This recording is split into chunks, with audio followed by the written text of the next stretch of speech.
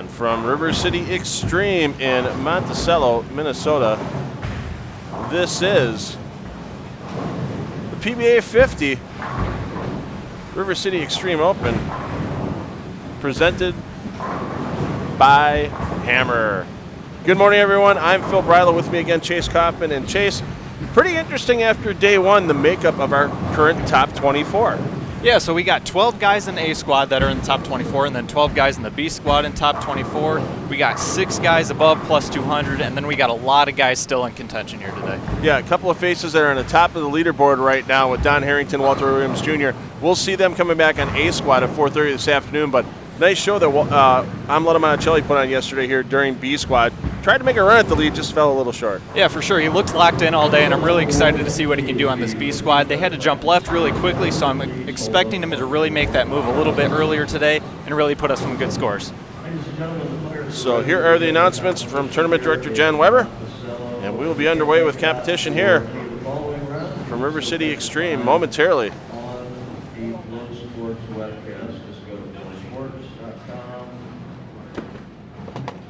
Log in or sign up, Phil Bryla and the crew bringing you all the action live here from River City Extreme.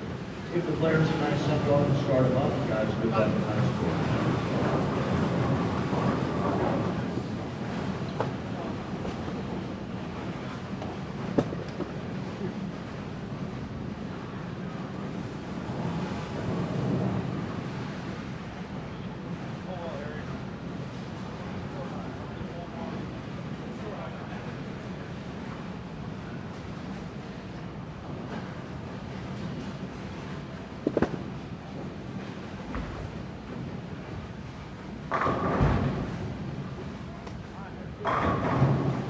And here we go, Miller, Johnson, Hogan Jr.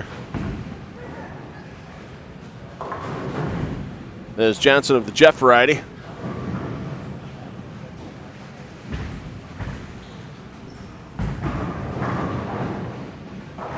Not a good day for Hogan Jr. yesterday. Just 38 to the plus, finds himself in 32nd outside the cut number after the first day of qualifying. Jeff Johnson, 22nd inside the number, plus 89.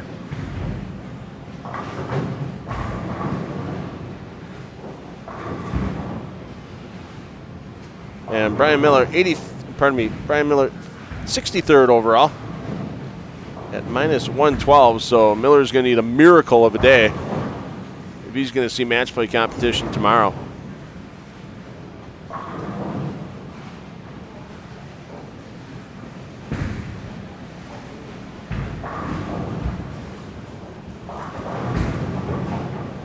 Yeah, Hogan, even though he went plus 38, he had 4 games under 190 yesterday.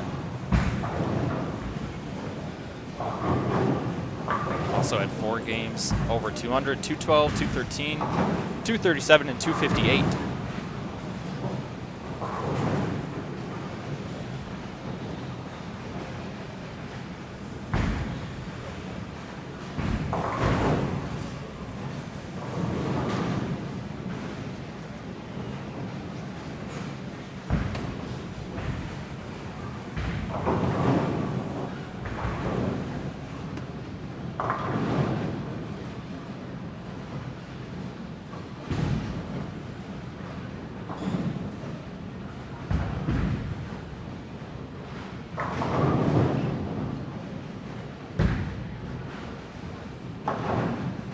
Take a look in over here. A couple players that had solid qualifying days yesterday. Hoskins and Breeden, both in the top 15. Hoskins plus 141, 12th overall.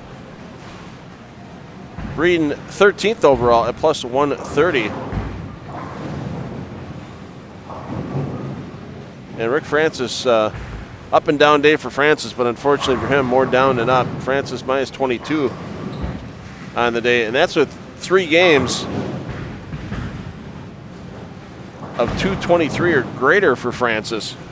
So the buck 47 in game 3 and the buck 46 in game 5 with a pair of 220s on either side of those is the reason why Francis is finding himself quite a bit of the way down in the standings coming into this morning's round.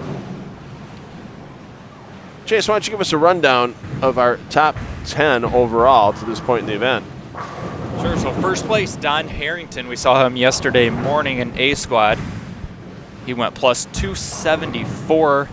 And also in A squad, we saw him shoot 300 and a 290. Walter Ray Williams Jr., he's at plus 270. So even with those 2 games where we went plus 190 between the two, still just plus 270 overall. Third, Amleto Monticelli, he is here today for B squad early this morning. He's at plus 252. In fourth place, James Campbell at plus 246. Fifth, tied for fifth actually, Super Seniors Ron Moore and Henry Dawson, both at plus 200. Seventh, Ernie Segura Jr. plus 189. Eighth, John Marsala plus 187. And then 2 legends rounding it out, Pete Weber and Norm Duke at plus 181 and plus 153.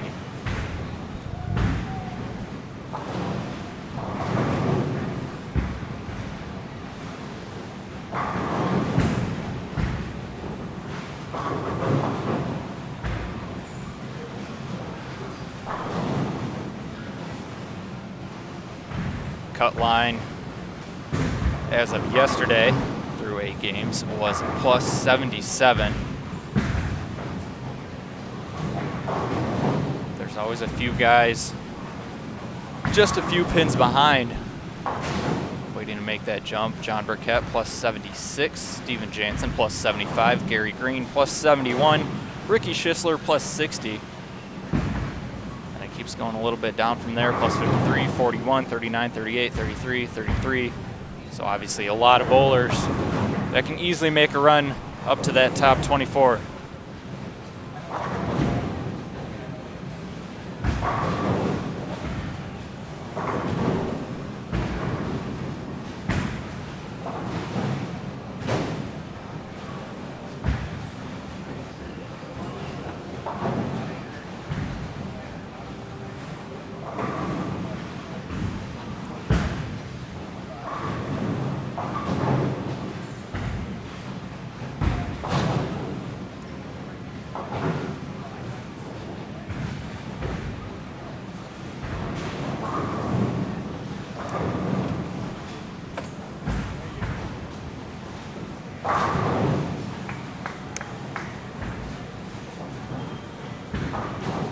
Quick peek at Hogan with the 3-pin cover, and see the tight lines bowlers are playing this morning early on, and Chase's pattern this week does kind of require some tight lines to be played early when it's fresh here on the Dick Weber pattern. 45 feet, 21 milliliters of oil, 3.2 to 1 ratio. I saw a lot of guys yesterday start around second arrow, a little bit left of that. Then all of a sudden, a lot of them jumped in, game 3, 4, 5, got into round 4th arrow.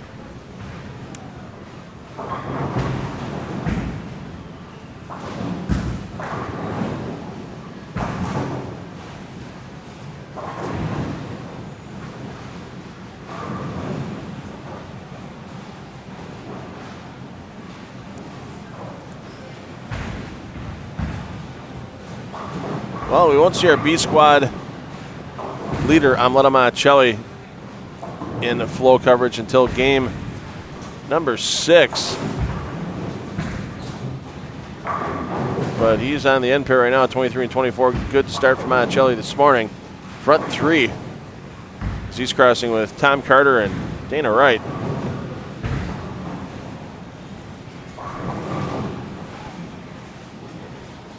Five pairs of coverage for you outside of the flow zone. Of course, my favorite way to watch when I'm not in the booth. I like the dual screen. Keep the flow zone on the left side of your browser window.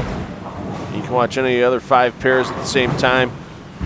Keep you updated with scores, information, an occasional bit of trivia. Occasional bit of what in the hell are they talking about now? And watch any of the pairs in play at your convenience in your FloBowling browser.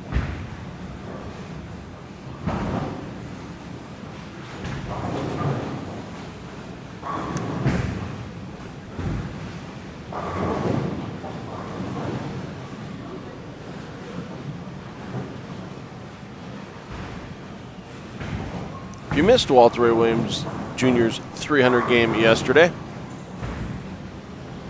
the homepage at FloBowling.com, check out the link to the video where you can watch every one of the 12 strikes Walter Ray threw in that game for perfection. About 2 minutes and 15 seconds.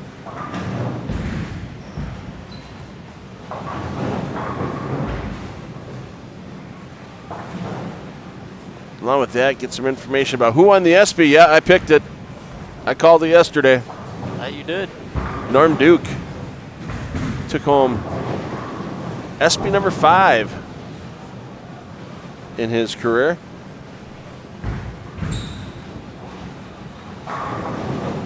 "24 years after he won his first ESPY. Won the inaugural ESPY for best bowler. Duke also won 3 consecutive years from 2007 to 2009. And now with this win in 2019, 5 altogether.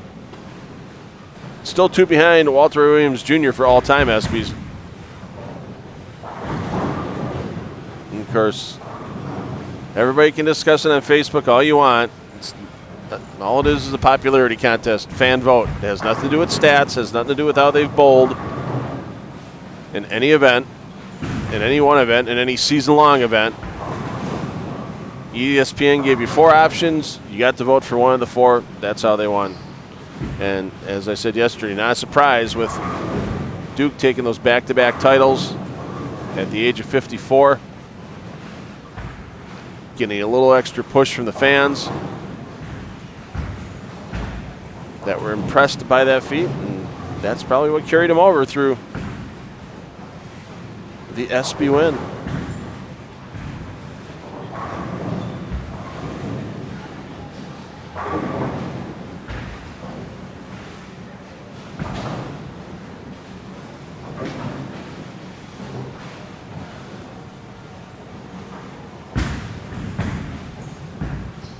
I had my hand up. Francis made it. Oh well.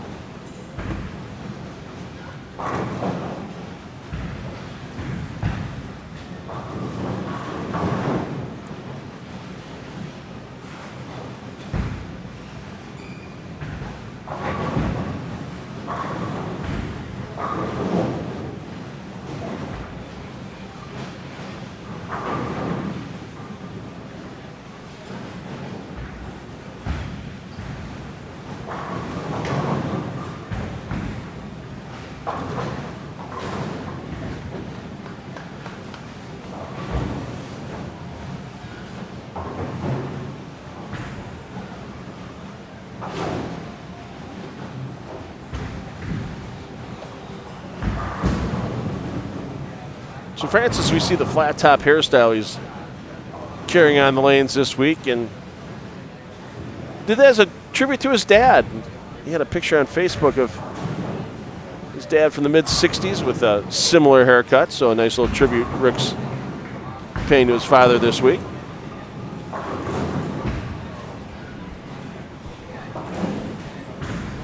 Looks pretty good on him. Well, let's see later on if he can carry a tray of drinks on top of that. Put him to work after the round's done.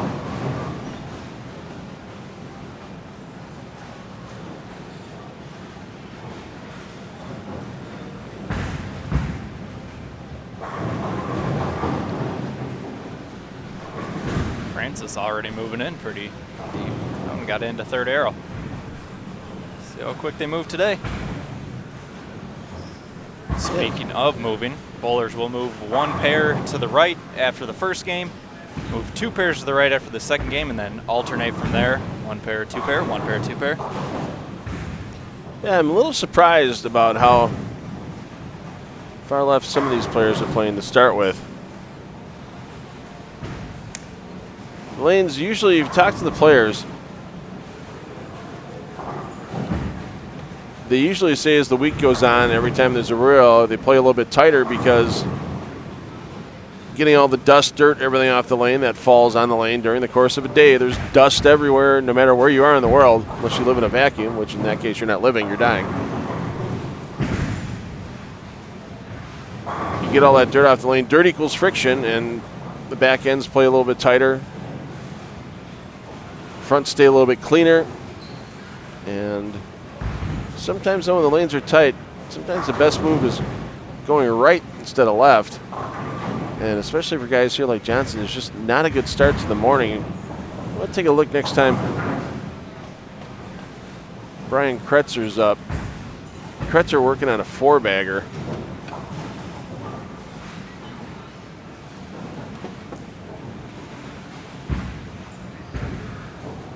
Let's get over to that pair. Kretzer will at Sullins and Peterson, and notice Kretzer, he's a little farther right down lane than we saw a lot of players. Now, obviously, Kretzer a little bit different with the speed and rev rate than a Jeff Johnson or a Michael Hogan Jr. Kretzer currently sitting at plus 122 inside that cut line. But he's also, as you're mentioning right there, having more success than those two names I just mentioned.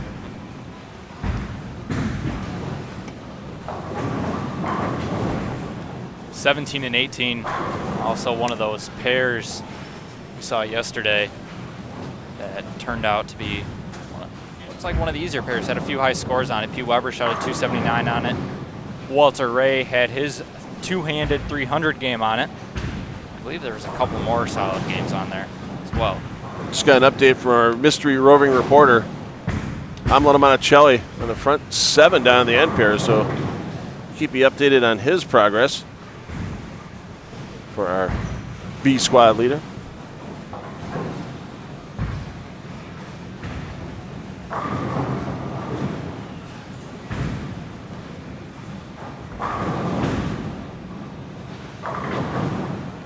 Wow, DOA on that shot for Miller. Looks pretty disappointed. That ball never got into the roll phase in a strong fashion. You saw the ball tumbling, but tumbling and rolling are two entirely different facets of ball motion. Now take a look at where Kretzer's at on the shed as compared to where we're seeing a few other players.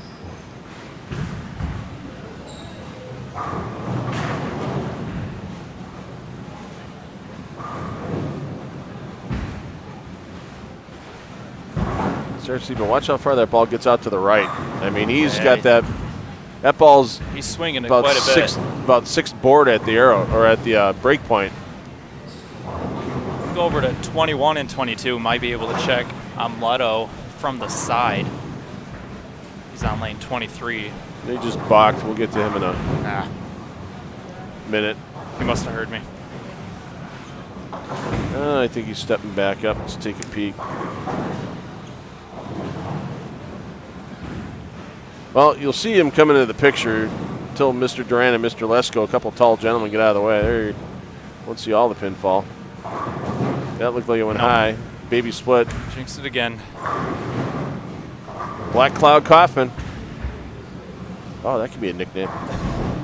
There you go. Don't get your hopes up. Oh, I can make it happen.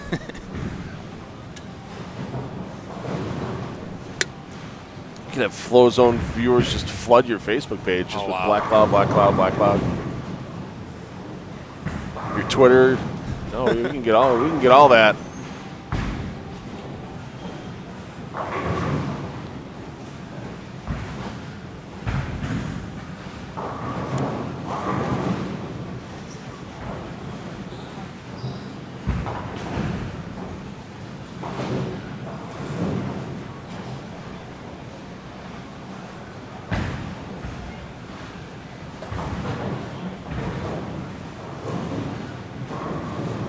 Kretzer about to step back up for a 5-bagger.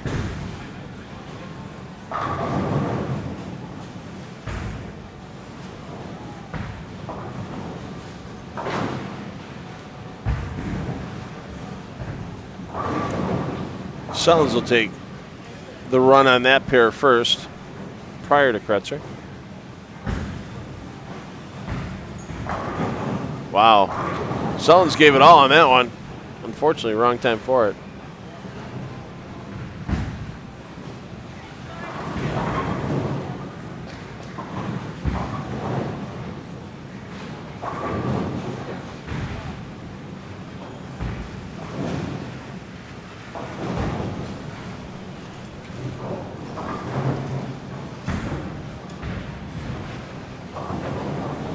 Kretzer, and it looks like Solon's ball is stuck down on lane 18 in the gutter. Yeah, that's Sullins. Kretzer comes in a bit high, but he'll get the job done.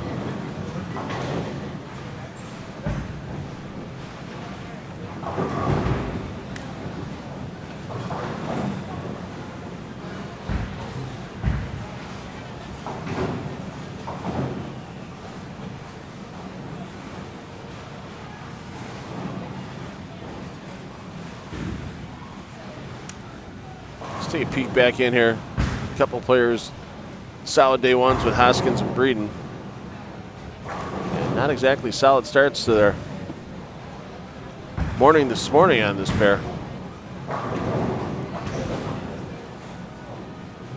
Yeah, Hoskins went strike open, spare, but now he's got 3 in a row here.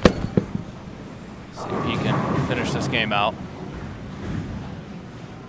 Hoskins and Breeden right next to each other on the leaderboard in 12th and 13th. 141 over and 130 over. Both average just a little above 215.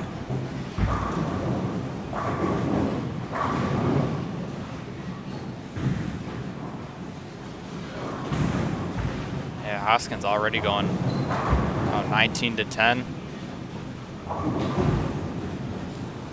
Be interesting to see how deep they go today, considering they're starting. Looks like a little bit left today.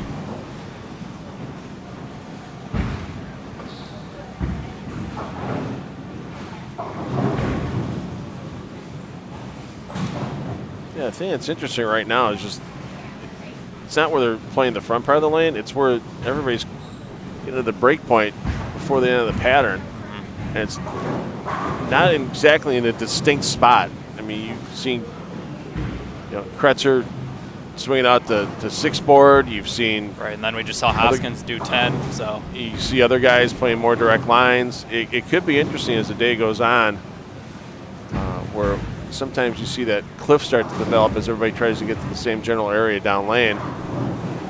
That cliff may not fully develop, and that little bit of area that some players like to use with that cliff, if it doesn't develop properly, it could make life interesting for all players as the day goes on. Sullins gets the 10 to roll out. I was about to say that was yesterday, 7-10. Today is 7-11. Free Slurpy Day. Have you seen any around the bowling? Yeah, I haven't seen any 7-Elevens here in Minnesota at all. No. Even where I'm from, there's like one within 30 minutes now. Not many around anymore. You know how big the free cups are at 7-Eleven? 11 ounces. Let me guess. 7.11 ounces. Oh, 7.11 ounces. Yep. Okay. It's close.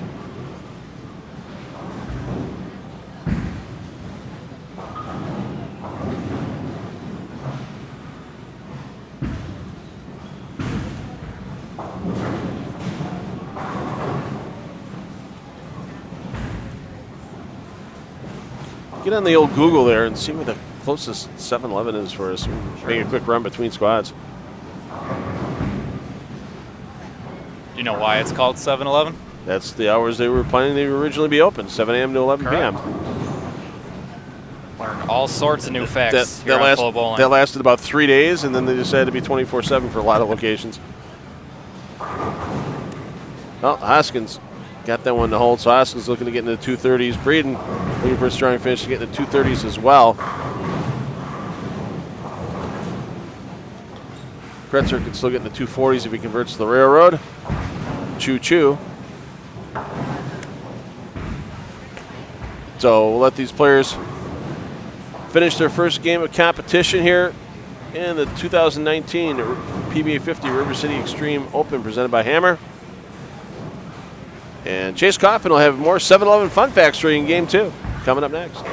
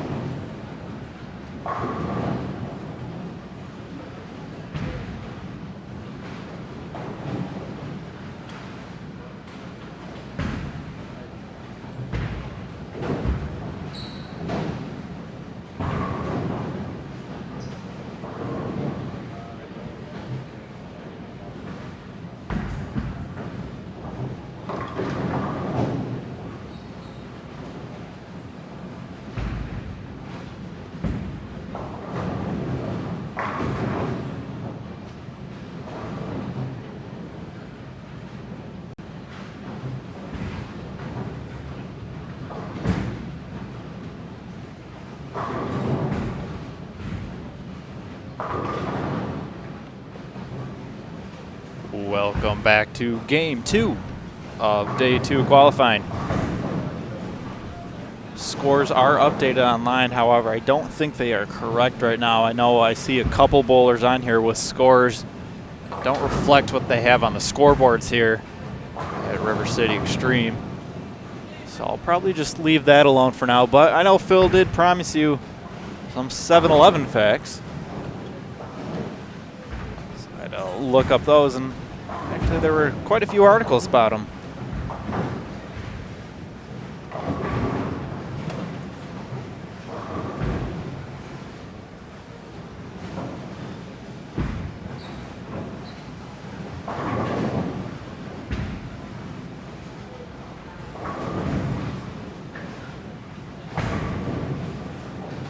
One thing that I did not know is that apparently 7-Eleven does deliver, which is kind of weird. But another thing, we also don't have any 7-Elevens here in Minnesota. So there goes that plan.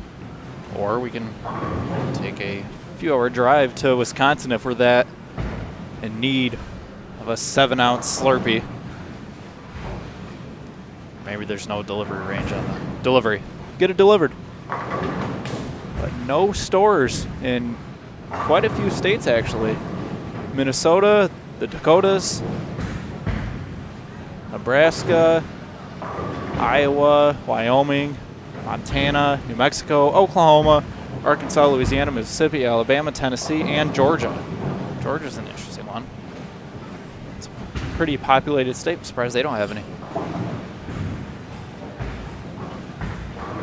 Then there's Kentucky and Idaho with a whopping number of stores at 1. California leads all states in number of stores with 1746.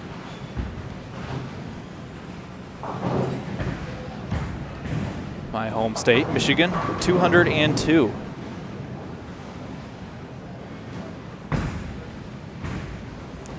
Pretty interesting. It's got a map on there showing how many are in each state.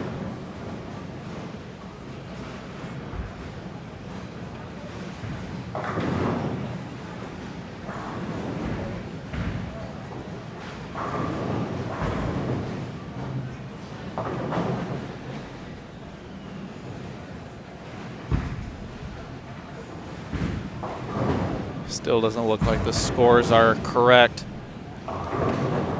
We just saw Steve Hoskins bowl a pretty solid game. He's back on 15 and 16 here. And it says he shot 154. we didn't shoot 154. So we'll have to wait for the scores to be correctly updated online.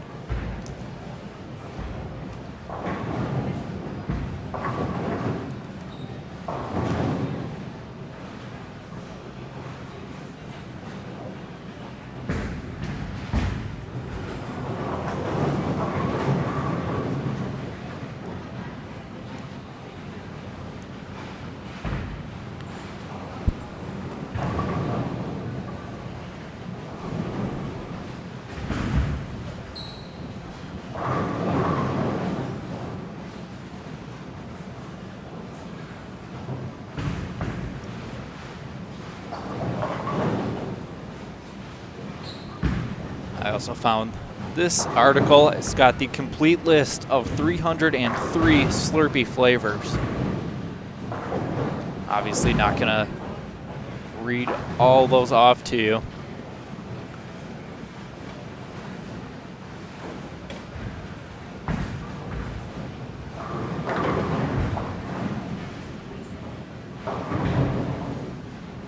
Apocalyptic Ice.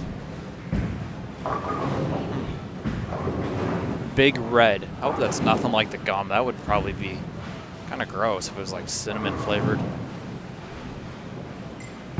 Bruisin' Berry. Crush Apple Nectarine Pear. Distortion Freeze. Dull Sour Apple. Fanta Super Sour Apple. Super Sour Cherry. Super Sour Watermelon. Slurpy Cheesecake. Now that is an interesting one.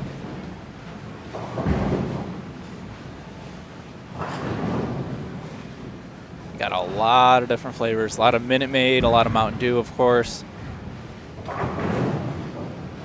Orange Spider. Kind of sounds like a bowling ball.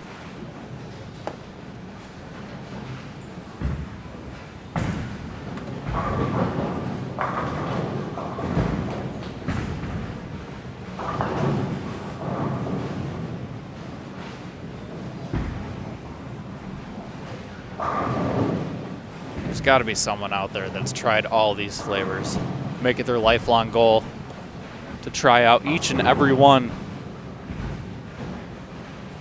There's also a flavor called Adults Only. That's an interesting one. Sorry I was gone for a while, Chase. I was trying to find the nearest 7-Eleven to here, and that's a... You can't exactly walk. No, you actually made it back pretty quickly. You can't walk from Monticello, Minnesota to the nearest 7-Eleven in here. No, you cannot. It's about a 4-hour drive. I think I figured it out. Yeah, I also found this list of 303 Slurpee flavors that they've had over the past. Get out of Dodge. Nope. Take a look. You remember any of these? Oh, jeez. Been around Coke. a bit longer. Yeah, Coke. I've never heard of that one. Cheesecake? Wow, cheesecake. That's interesting. Yeah. That's not a touchscreen. Yeah. Sorry, I'm spoiled. Adults Only? Wow. Yeah, I just mentioned that one. It's an interesting name. What could they possibly put in that? Yeah. Besides no alcohol. idea. I don't think they could put alcohol in it legally and just leave it out, you know? Ginger ale or ginger beer, either way, those would be, I think, would be pretty tasty. Grape melon. All one word, grape melon. Okay. Jolly Ranchers. It sounds all right. Honeycomb, like the cereal? I don't know about that one. Either way, I'd go no on that one. Oh, Kissin' Cousin. Oh, that's a definite big no. Lemon meringue. Maybe. I'd try Possible. it. I'd try it. Liquid artillery. There you go. Now that one sounds like a bowling ball, like the list we were talking about Yeah. yesterday. That one's a bowling ball for sure. Some bowling balls aren't liquid. The Memphis melon. What about a barbecue slushie? Any of those on there? I don't know. I doubt it. I would try a barbecue slushie. It'd probably be kind of gross, but I'm I'd gonna try go it. back up to the bees here. Blue Shack Freeze. No. Bruisin' Berry. Bubble Yum. No barbecue. No barbecue. Cotton, oh God, cotton candy. Wow. I think they still have that one. I think I've seen that a couple times.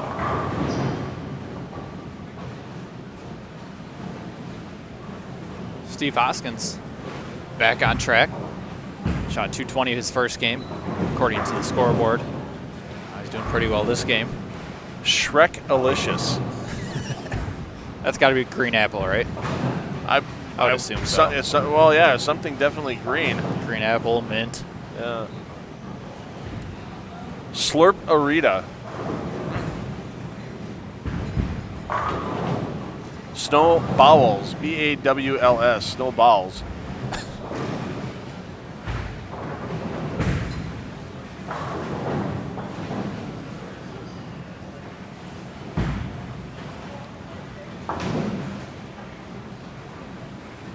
Strawberry wee banana. So I saw that one. I they wonder must if tied in for a video game promotion or something back in the day.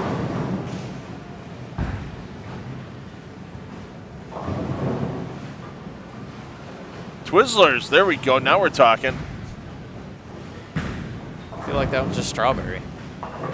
What flavor are Twizzlers? Strawberry? The regular ones are strawberry, but they have a different variety. Of course, like every other candy nowadays, there's 8 different incarnations of the original. Wonka Laffy Taffy. And Yankee Doodle, whatever Yankee Doodle may have been. Interesting flavor choices for Slurpee on National Slurpee Day.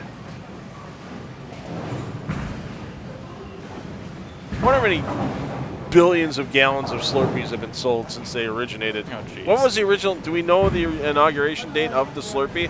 What came first, the Slurpee or the start of the PBA, I wonder? That's a good question. That's pretty close. I think the Slurpee probably. I don't know. Convenience stores actually didn't really hit it big till the mid-'60s. This says in 1958, with an air conditioner ripped from the dashboard of a car, Nedelec built a machine that would freeze carbonated soft drinks and dispense them in a sippable form, and thus the modern Icy was born. So 1958. The same year the PBA was incorporated. Wow. What a magical week. 7-10 yesterday, 7-11 today, same year. Who would have thought the PBA and the Slurpee are the same age? Now that is a good trivia question if you're ever bored at a bar. Didn't know that till today. Somebody asks you what's older, a Slurpee or the PBA? They're basically the same age.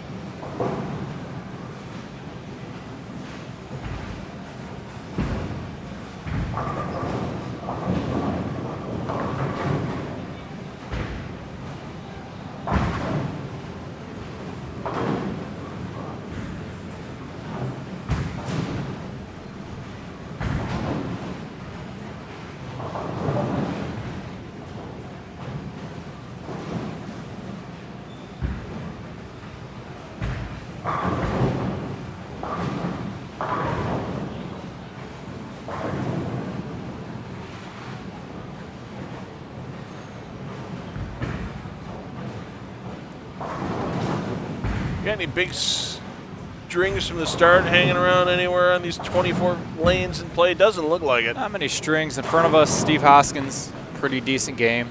Tim Peterson, a couple pairs right. He's an all or nothing game. It's either strikes or opens. Lanes 17 and 18. He's got a 4-bagger though. 19 and 20. Yeah, he's got a 4-bagger he's working on, so he's trying to come back from a couple early opens. Yeah, we'll turn to him in a little bit.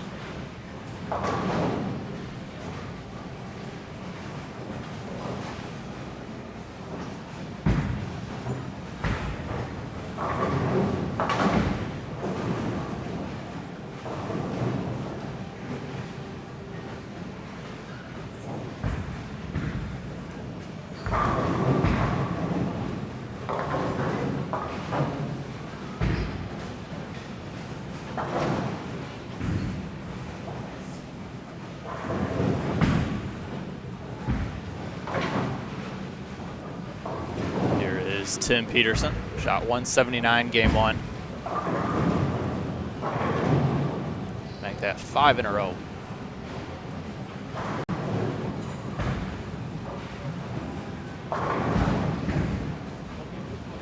Let's just see Steve Hoskins finish. See if he can max out for 269 as we enter into game 3. Try to give you some scoring updates. We'll be right back. Chase Coffin with Phil Brylow.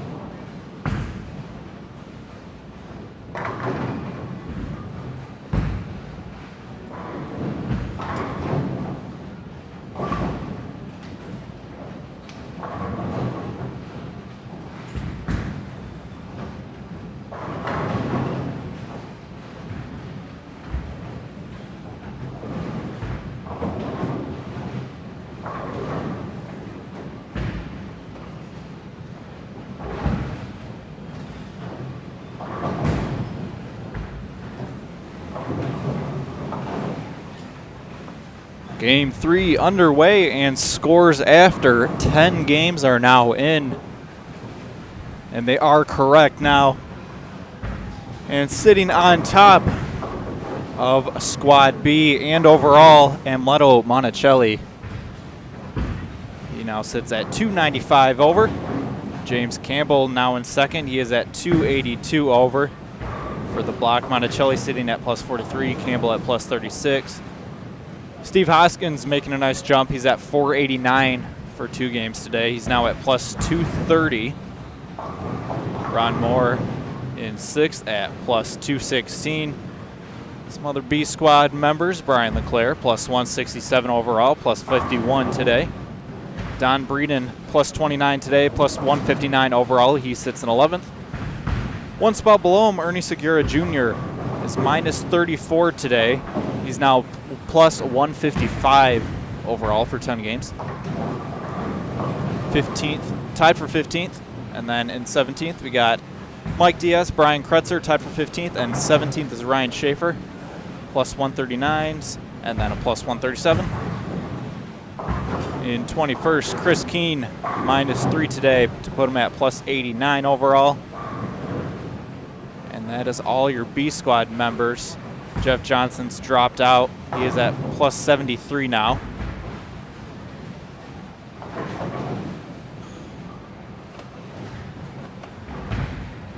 So nothing amazing out there yet. Looks like Steve Hoskins has the high game of the day, just shot 269.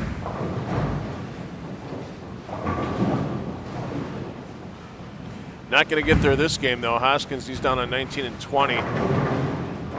2 opens through his first 5 frames. He's going to max out at 231, and that's with punching the last 8. Pardon me, the last 7 he'd have to punch for that. So Hoskins looking to right the ship in a hurry.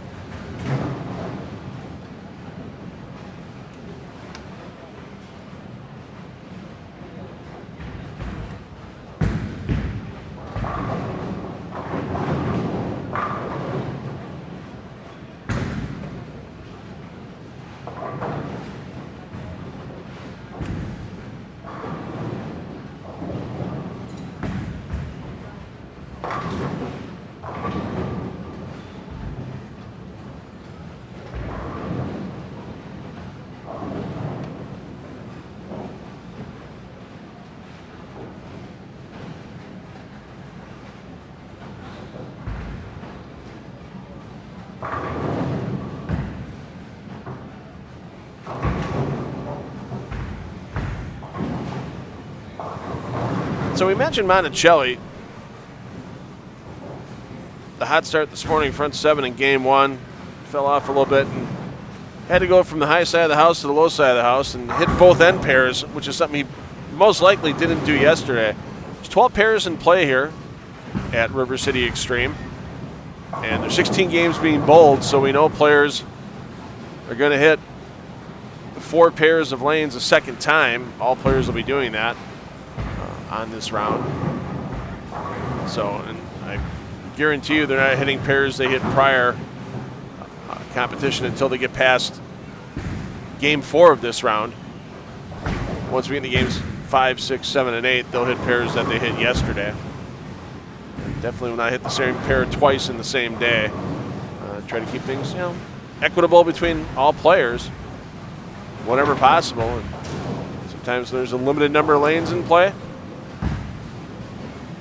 Well, there's no other option but to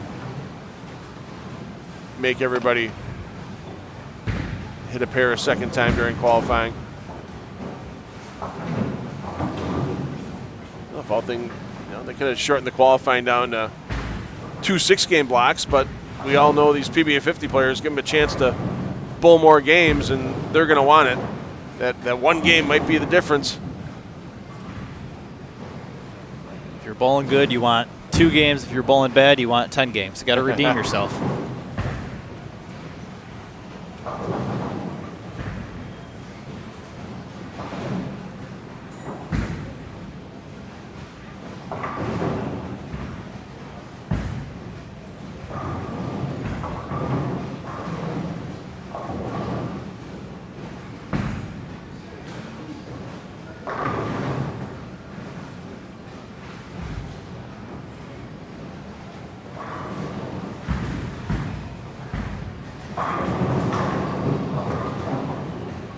Hoskins likes that result. After going back-to-back opens in the 5th and 6th, looking to squeeze out 210 with the backrest. Hoskins is one of those guys that his style really hasn't changed from his heyday back in the early 90s. Sure, it might not be as fast on the ball speed. There might be a couple fewer revolutions, but great inside-out swing at the bottom for Hoskins. That's something that won a lot of titles and made a lot of money off of back in the early 90s on the PBA Tour. Guy right across from him on the same pair, Don Breeden, working on a 5-bagger.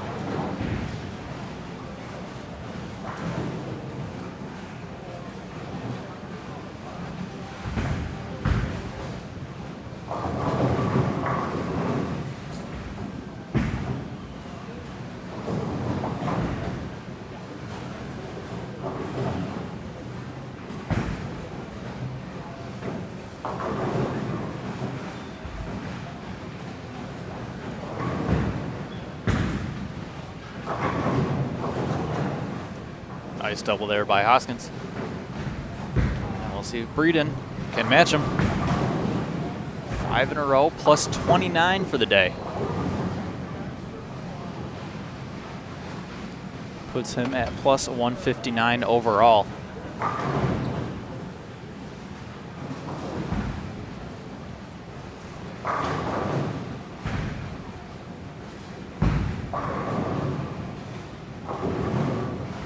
Leaves the dreaded 2-8-10. Go over to 21 and 22, where the aforementioned Jeff Johnson, as I said, he just dropped out of cut, had a couple rough games to start. He's working on a 4-bagger here.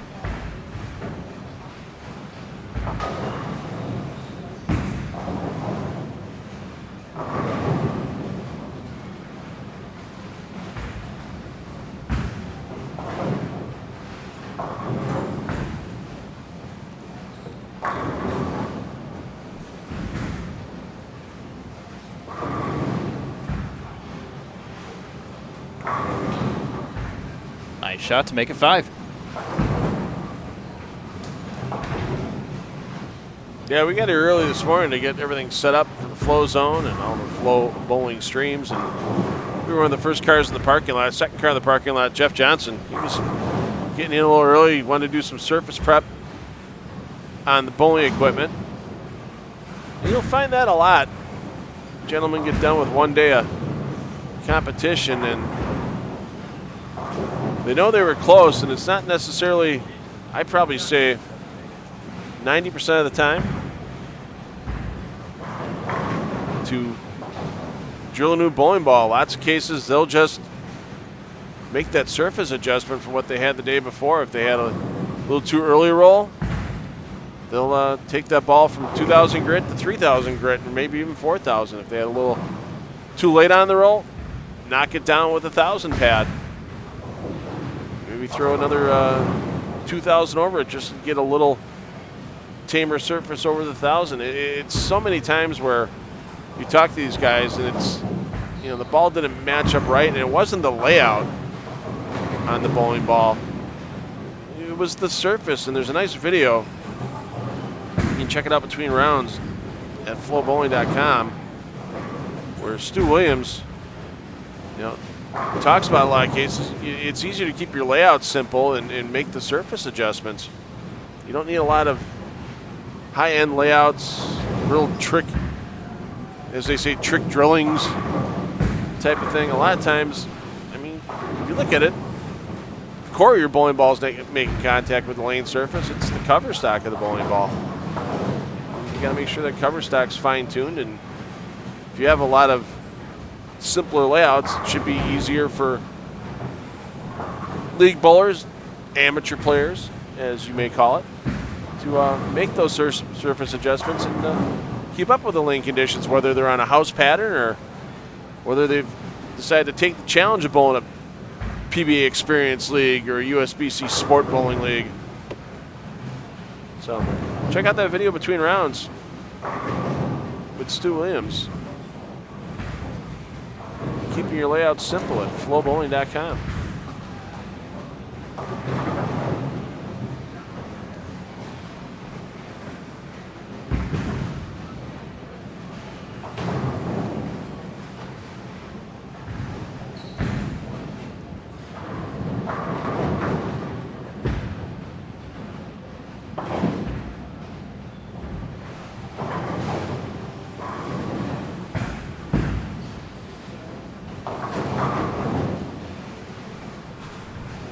See a 6-bagger down there from Dana Wright. He deserves it after the food he brought in. Down on 5 and 6. Yeah, Dana, a long way to go to get back up the standings, but always a learning experience for a solid amateur player from the Minneapolis-St. Paul area. And here's a man looking to polish off the back 6. The salvage 210 with 3 opens in his first 6 frames, and we know Hoskins can string strikes together.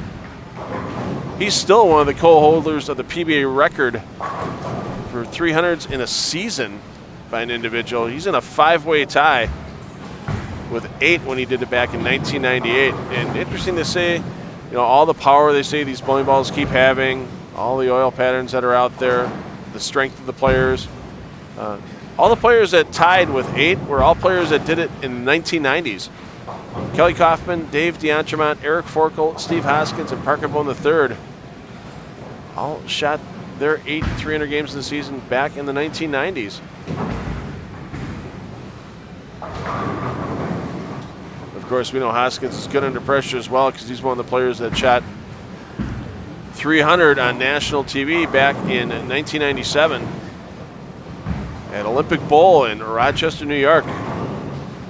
Hoskins threw a perfect game against Walter Ray Williams Jr. for the number 12 perfect game on TV in PBA history. And the good out there by Hoskins. And I'm going to make a good out of this game and go check out the arcade here at River City Extreme between games 3 and 4. And got a little time here to enjoy the ambient sights and sounds of River City Extreme. And game 4 of the PBA50 River City Extreme Open presented by Hammer be rolling on after some player movement.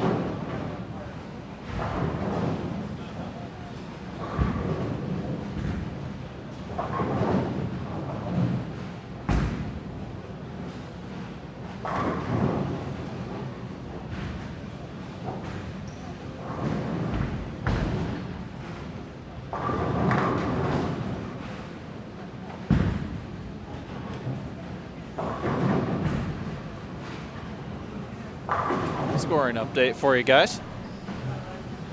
Through 3 games of qualifying round 2 for these Squad B bowlers now. Just 5 more games to go, 4.5 for some. And Leto Monticelli still in the lead. He's at plus 296, is plus 44 for the day, but just 1 pin ahead of James Campbell for the Squad B lead. James Campbell obviously plus 295, plus 49 for the day. And Ron Moore plus 259 overall. Steve Hoskins high set so far for the day, 699 after that nice 210 with the back 6 he just finished with. He's at plus 240. 5th place Don Breeden plus 204. 6th place Brian LeClaire plus 165. 7th, Ernest Segura Jr., plus 152. 8th place, Ryan Schaefer, plus 140. In 9th, Mike Diaz, plus 134. And rounding out the top 10, after a nice game, Jeff Johnson, now at plus 27 for the day, and plus 116 overall.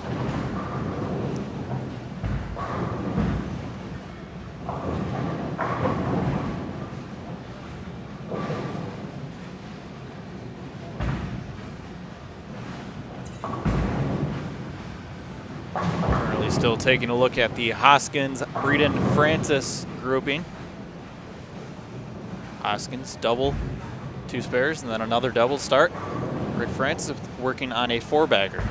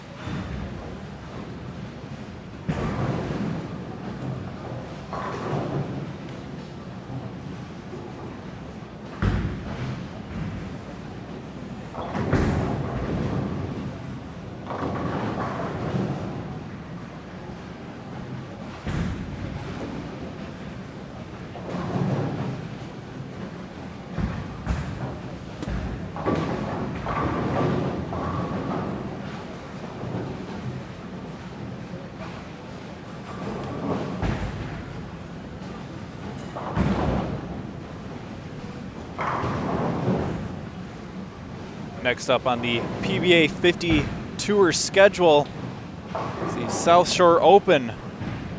It'll start on Tuesday. It'll be the first day of qualifying. Take place in Hammond, Indiana.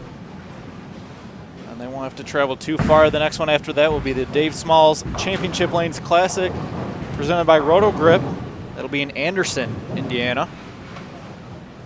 And now to head out to the PBA50 Spectrum Lanes Open in Wyoming. It'll take about an hour drive go to the PBA50 David Smalls Jack 60 Classic in Jackson, Michigan.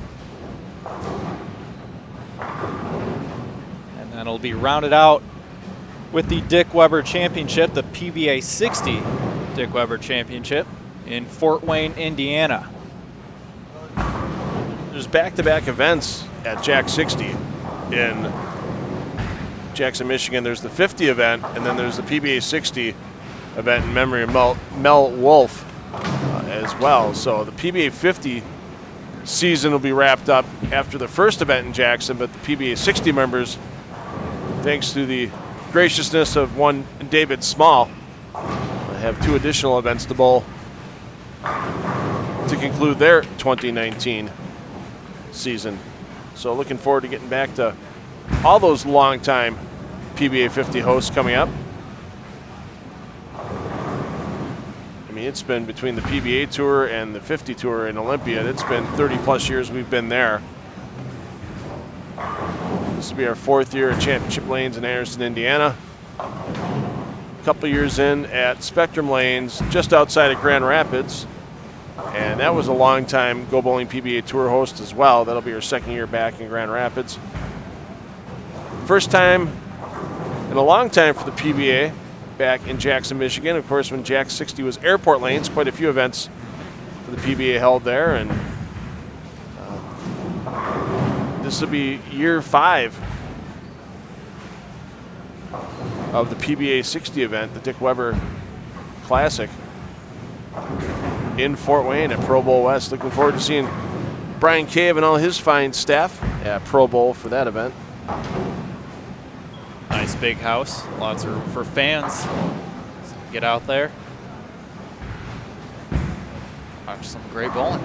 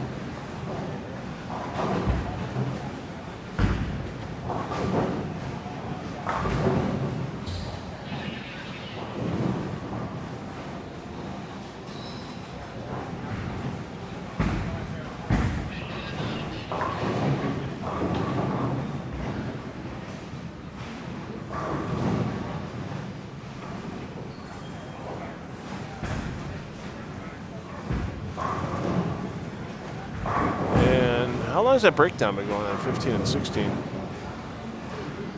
The stuck ball, there's somebody, yeah, it hasn't happened that long. Yeah, not too long. But I know. Saw someone throw a shot there. Yeah, it looks like they may have had a pin come up the ball return. This could be interesting because now you see the mechanic coming out of the back. Every once in a while you get a pin that sneaks into that ball return track and keeps the balls from coming back. So we're going to probably have a little hold up here while they get this fixed. And it's just such a rare thing, obviously, the way the machines are designed. The pins are supposed to go up, not down, after they fall into the pit. So we'll see how long this delay takes. And I fault 0 players right now for not going on the pairs next to this pair they're working on at 15 and 16. I'll tell you what, staff right on top of everything. You know, John Foss, the manager, he's keeping an eye on things from behind the pair. He's talking to the bowlers. He's got a headset on to talk to the mechanic. So they are on top of this very quickly.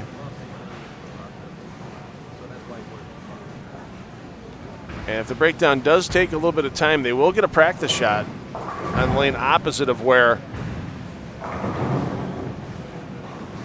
they will be bowling their 4th frame. But that's up to the discretion of John Weber, who's managing this tournament and the manager of the PBA50 Tour. So John's got the stopwatch going on his phone.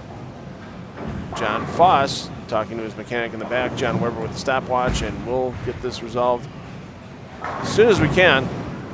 And of course, Murphy's fifth law of bowling: the bowlers with the most pair, or the pair with the most bowlers on the pair, is going to have the breakdown that takes the longest. And that's what we're getting right now. Our only foursome on the squad with Burkett, McDaniel, Diaz, and Storts, and they're the ones, unfortunately, right now wading through that breakdown situation.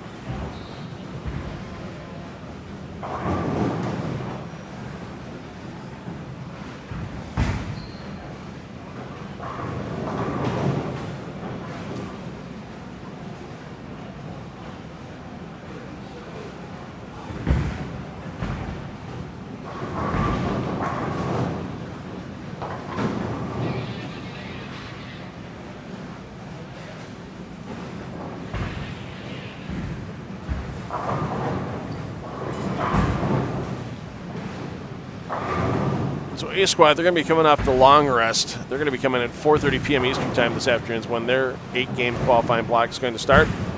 And after all players are complete from A Squad, everybody will have 16-game totals in the books, and we'll take the top 24 of those 16-game totals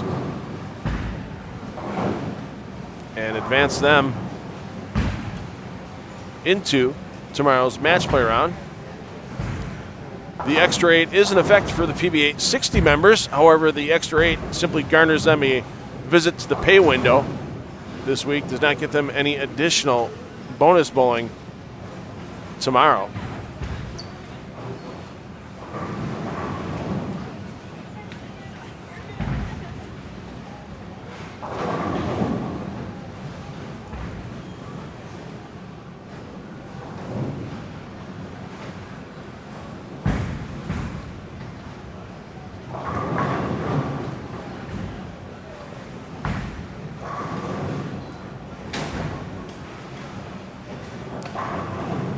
Looks like they may be ready to go on 15 and 16 shortly. Burkett getting all stretched back out. See what he does after they iced him. And the delay not long enough for the bowlers to get practice, but you know, they were walking behind the lanes. As you see Burkett doing the minor stretch, get the muscles loose. Last thing these guys ever want to really see is a longer delay.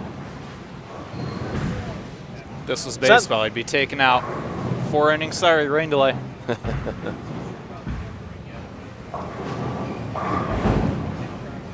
a good shot. Gets the 9 to go late. Well, it's like they always say. It's the harder. You watch the TV finals for the Go Bowling PBA Tour on Fox and Fox Sports 1, and they always say the hardest shot for these players on TV is the first one out of the commercial break. It doesn't matter for which player it is either. It's that first shot out of the commercial break, because you got time. If you just sit in your seat, or you can kind of tense up a little bit. Your brain will tense up if you start thinking about what you need to do a little too much. It's kind of the same thing that these players had to go through right here with that issue with the pin setting equipment. It's not just the physical freeze up your body can do, but it's the mental one as well.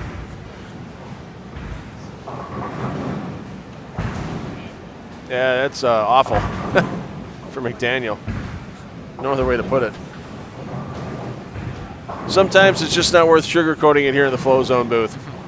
I maybe did this and this. Nope, just awful.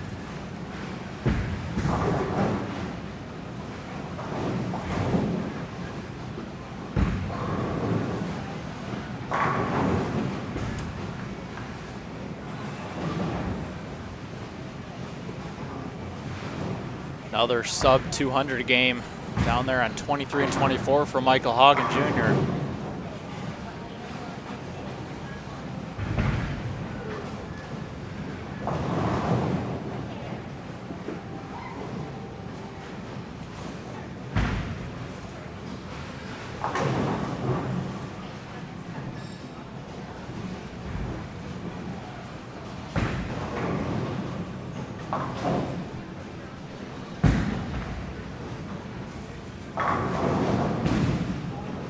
James Campbell, our second place in Squad B, just had the front six and left the all too common 2-4-10. No, 3-4-10.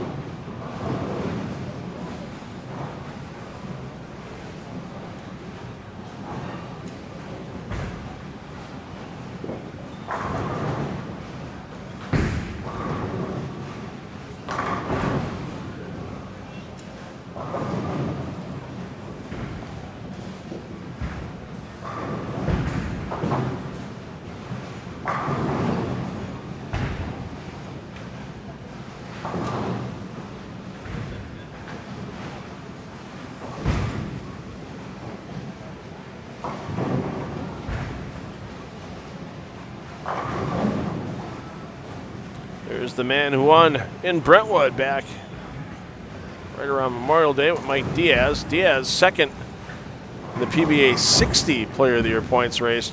Quite a bit of ways behind Ron Moore. It would take at least one more victory for Diaz to get reasonably close in the points and have a chance to catch Moore by the end of the Dick Weber Classic in Fort Wayne.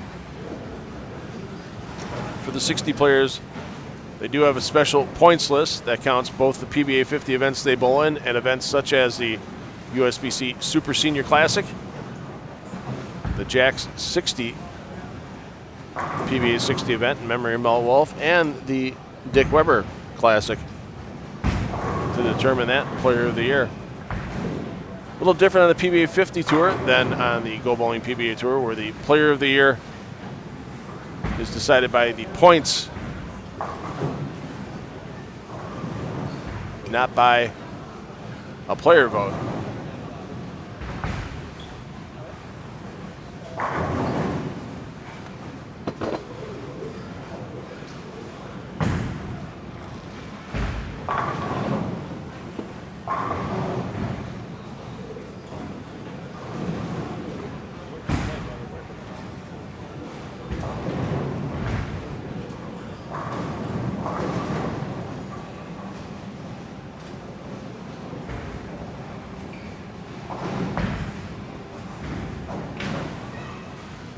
Oh, the old 9 split for Berkey.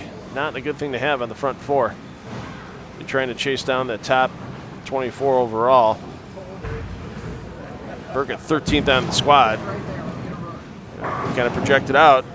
We saw yesterday 12 and 12 between A and B in the top 24. That would make Burke one of the first men out. Always seem to miss those single pins off a string.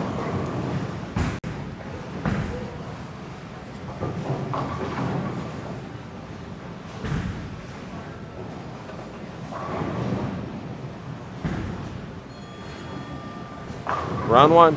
All right. Round two coming up. First 4 games. Almost done. Just the unusual sounds you get out of that game room on occasion when you're not ready for it.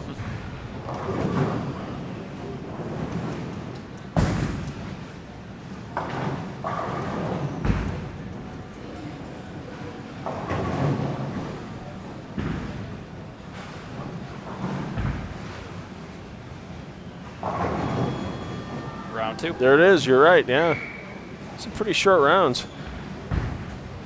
Yeah, going over there.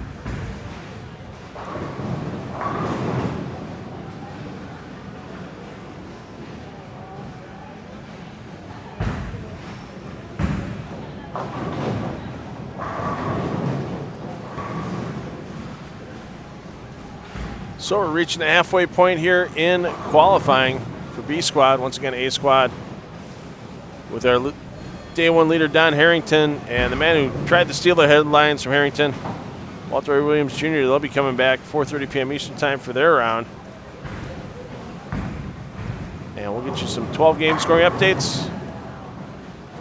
And we'll talk a little bit of PBA League action coming up as the PBA Tour. You saw them a couple of weekends ago here on FloBowling from Lubbock, Texas. PBA Tour getting back underway shortly in Portland with the PBA League. We'll talk about that during Game 5 coming up next here. PBA50 River City Extreme Open presented by Hammer exclusively on FloBowling.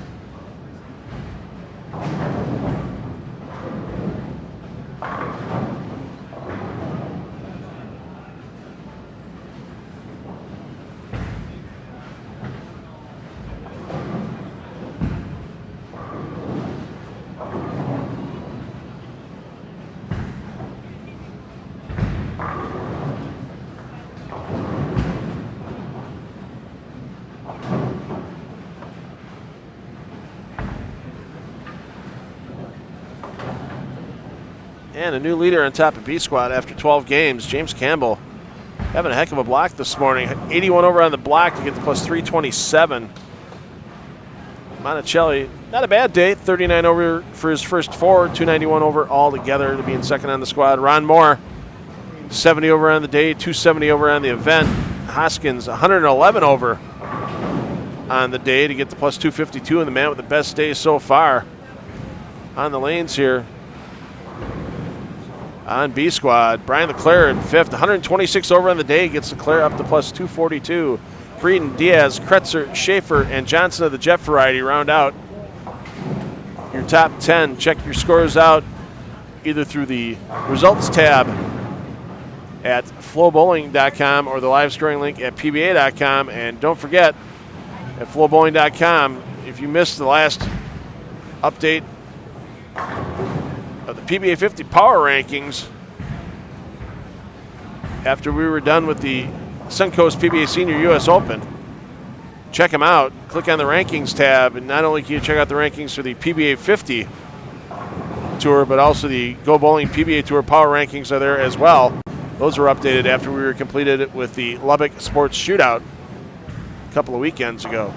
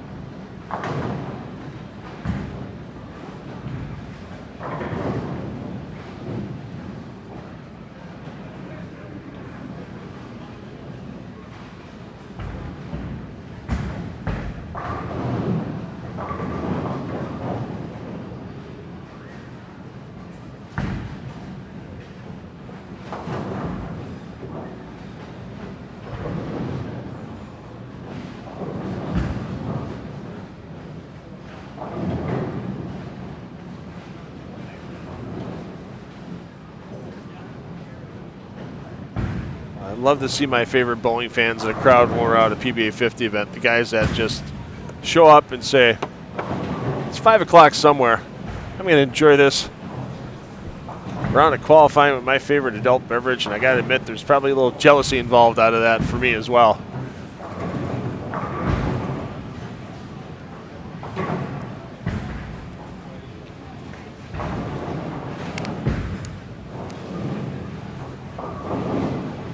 Tommy Martin. Good to see Tommy back out here. Minus 17 on the event to this point, so he needs to start finding a bunch of pins in a hurley with just this game and 3 additional to go.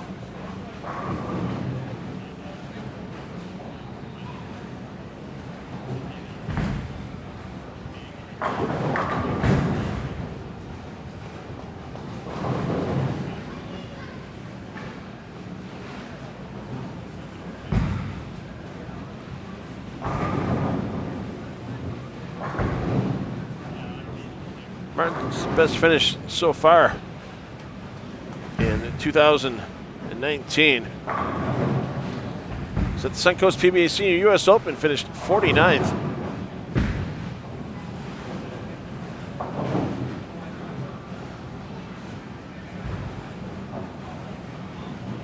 Usually see Tommy at 5 or 6 PBA50 events a season.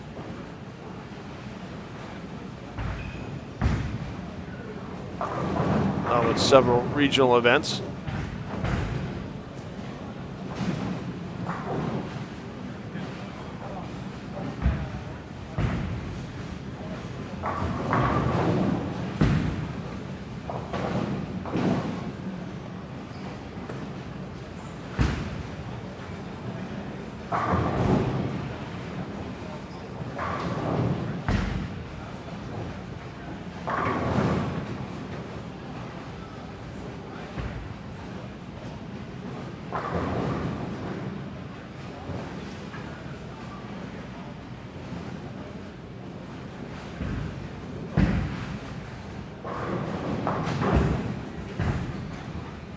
Go Bowling PBA Tour back in action next week from Portland, Maine.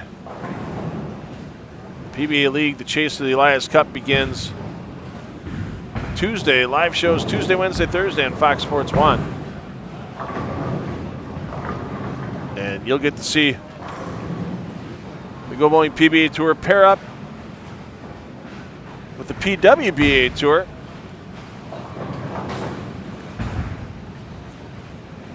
Coming up from the Striking Against Breast Cancer mixed doubles.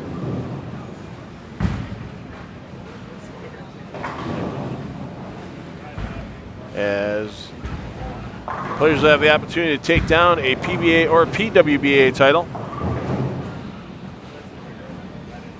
in that event from Copperfield Bowl in Houston, Texas. Coverage, well, that'll begin Thursday, July 25th with the Beauties versus Beasts 5-game Baker matchup from the highest qualifiers individually from last year. 5 highest gentlemen, 5 highest total ladies from last year will battle in that Beauties versus Beasts for a special prize fund.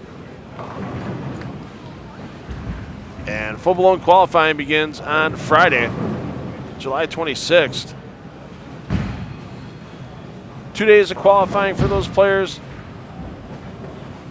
Followed up on Sunday, July 28th, with the Cashers Round semifinals and finals that afternoon. And of course, no stepladder in that event.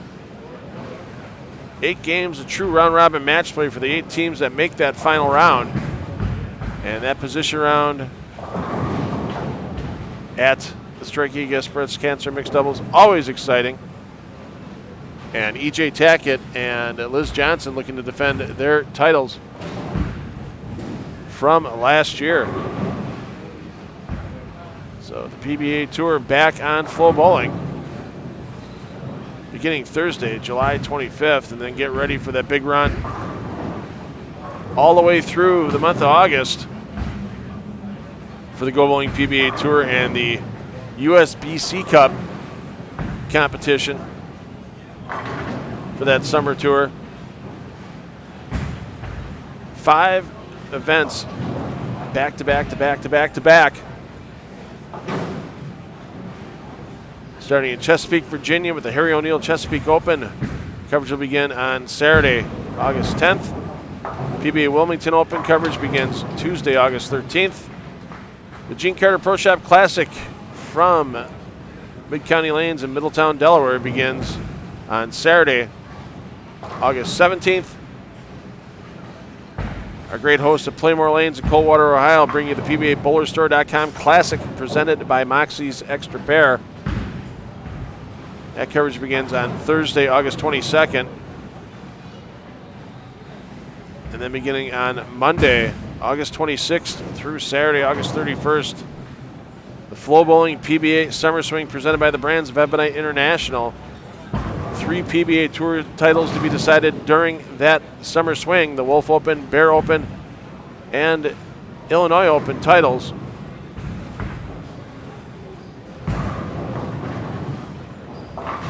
And all those Summer Tour events heading towards the USBC Point Cup standings. Brought to you from start to finish exclusively here on Extra Frame.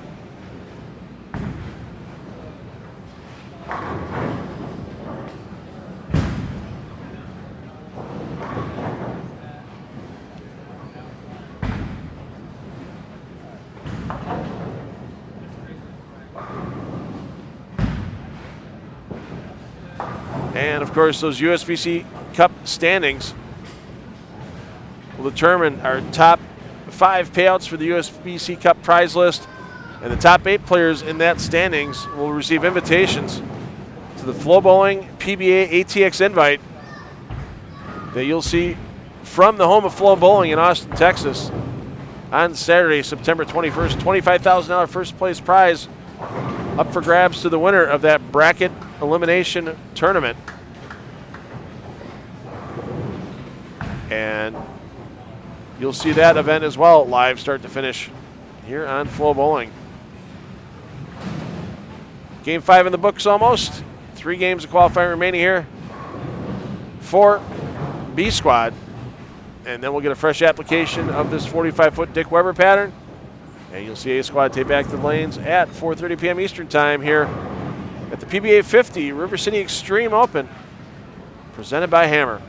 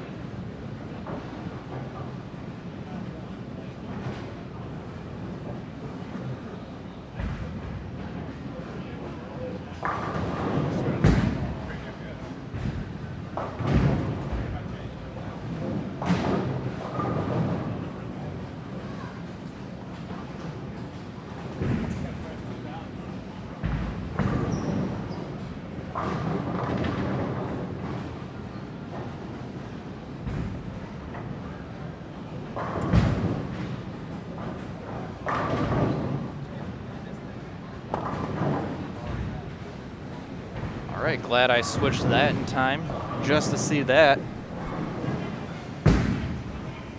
Not sure if there's like a 10-second rewind, but if there is, I recommend you hit that button. That was a fun one to watch there.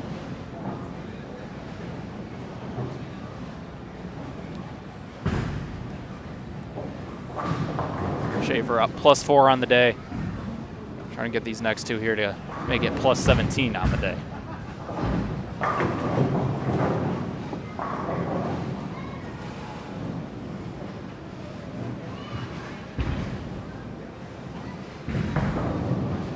Can we get another one? Uh-oh. No hijinks there. I'll bring them to +6. We'll head to Game 6 soon here on FloBowling.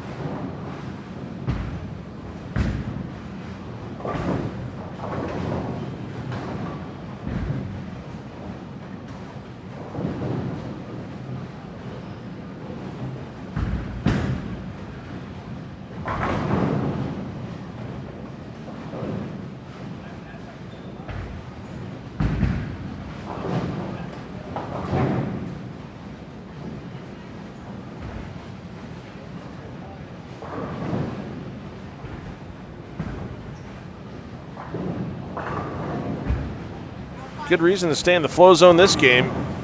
You got your top two on the squad bowling right next to each other. You got Monticelli second on the squad here on 13 and 14. Tom Carter has had a nice little bit of a comeback today. 23 over on the day has got him back on the positive overall until he throws spares like that. He knew it as soon. I think he knew that in his backswing that he was going to chop that one. Carter currently sitting 18th overall at plus 14, or 18th on the squad, pardon me, at plus 14. Of course, like some of these PBA60 players do sometimes, they get to the point where they're not going to make it in the top 24. They're looking at those extra 8 spots. And that's something that Carter probably has got sitting in the back of his mind right now. If he bowls well enough, he might be one of the top 8 PBA60 players outside of the top 24 cut, and they'll still receive a visit to the PBA50 pay window.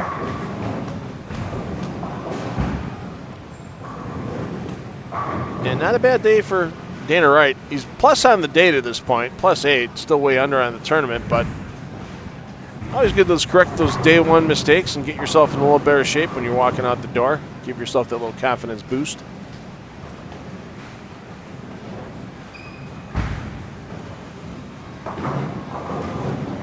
And Carter shakes him around. Not bad for a guy with 2 atomic knees. Actually, 2 titanium knees, let's be honest.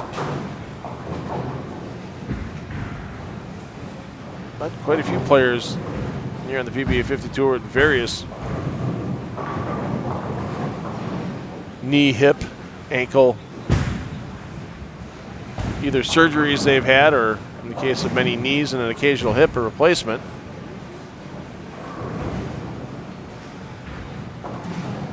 Campbell, 129 over on the day to get to plus 375.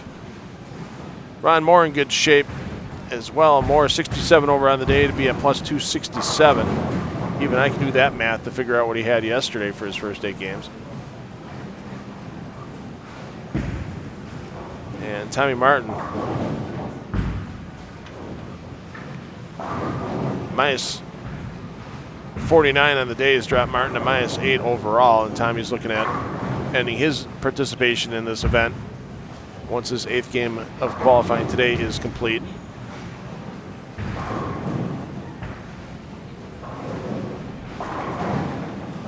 #12th place right now, plus 89, Chris Keene. Still not as high as I thought it'd be. It's plus 77 yesterday for 12, and it's plus 89 right now.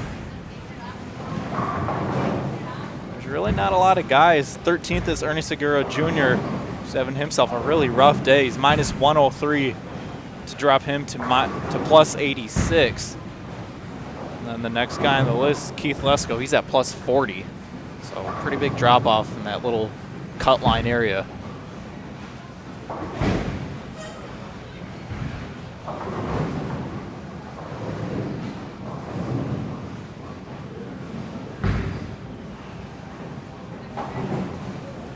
Mentioned during last game about the 8 players that are going to try to make their way through the Go Bowling PBA Tour US BC Cup Summer Tour points list to make their way to Austin, Texas for the FloBowling ATX Invitational on September 21st. Long history for the PBA in Austin. And that includes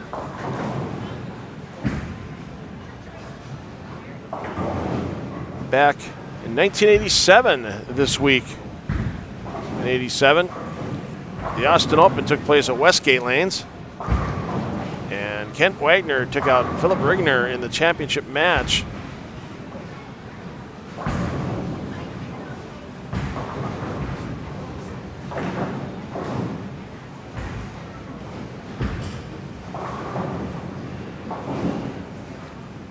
.249 to 248.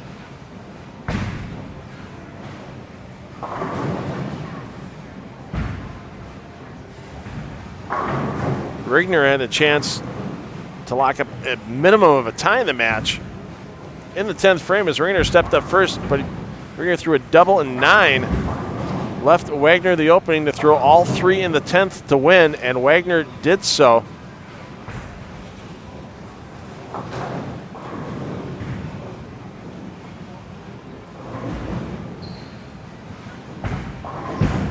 And that was Wagner's second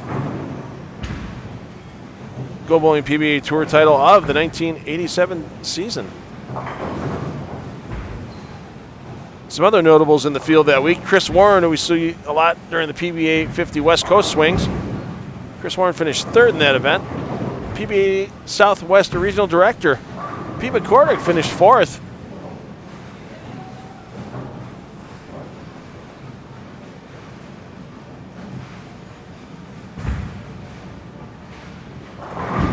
And Norm Duke finished 32nd that week in Austin.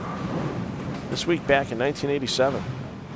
So long storied history of the PBA in Austin, and good to see the PBA back.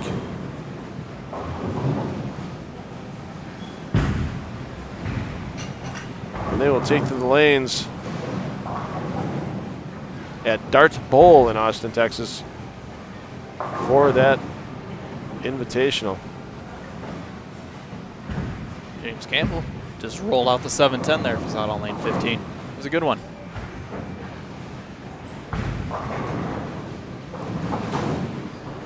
And Leto 6 in a row. And Leto not doing great today. It's only plus 43 at a 240 his first game, and then everything else has been high 190s, low 200s. I think Amleto is my pick to win this week. Calling it now. Looks pretty locked in wherever he's playing. Looked locked in all day yesterday. Looked locked in all day so far today. I'll take Amleto as my pick to win this week.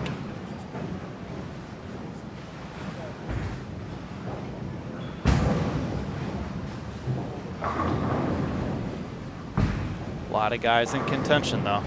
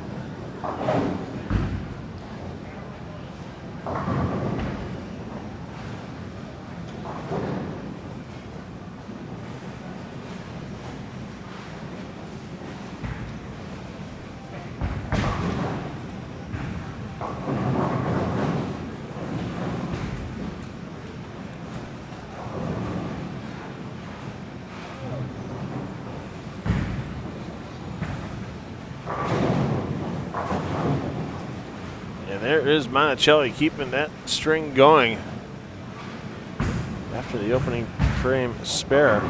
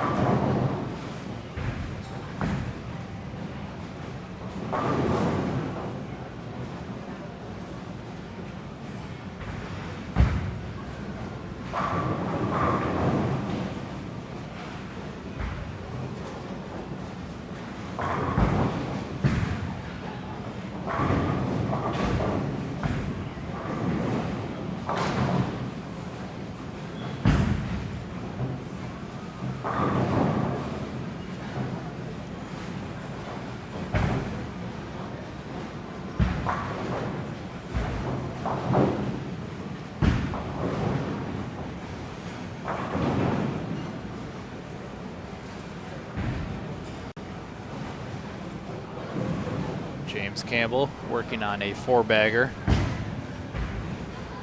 Our leader so far today.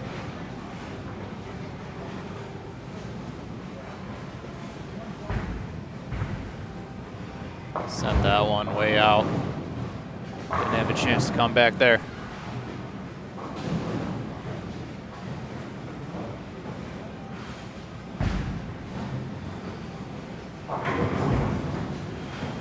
Thomas Jones not having a great day right now on 17 and 18. As you can see the score there. He's got the front 7 on the magical pair so far this week, 17 and 18. Missed it yesterday. Walter Ray Williams Jr. shot a 300 on this pair. His 110th of his PBA career. Shot it two-handed, his first of his career.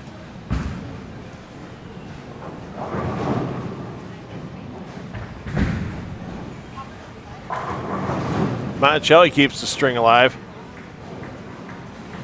This man's bull with a vengeance since late last year when, due to the new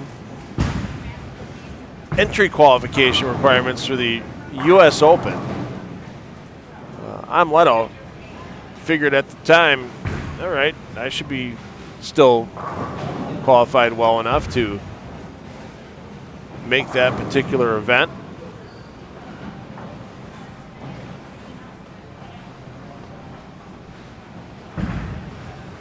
But according to the new guidelines, he hadn't done so. So he actually had to bowl a PTQ for the first time in about 30 years last year at the U.S. Open. And he still had a quality showing even after having to go through that PTQ. He almost made match play. He finished in 28th in the U.S. Open last year. But unfortunately for Monticelli, even bowling that well in the U.S. Open from last year, still not qualified for the 2019 U.S. Open out in Mooresville, North Carolina this year.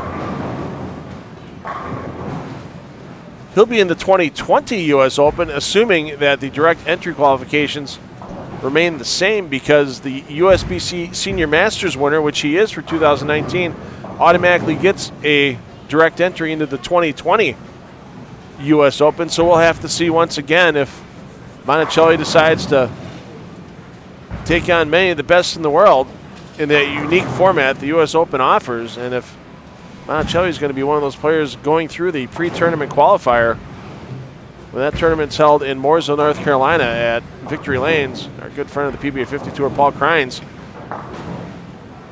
proprietor of that center, looking forward to hosting that event, and you'll see the live stream of all qualifying and match play for the U.S. Open in 2019 on FloBowling as well.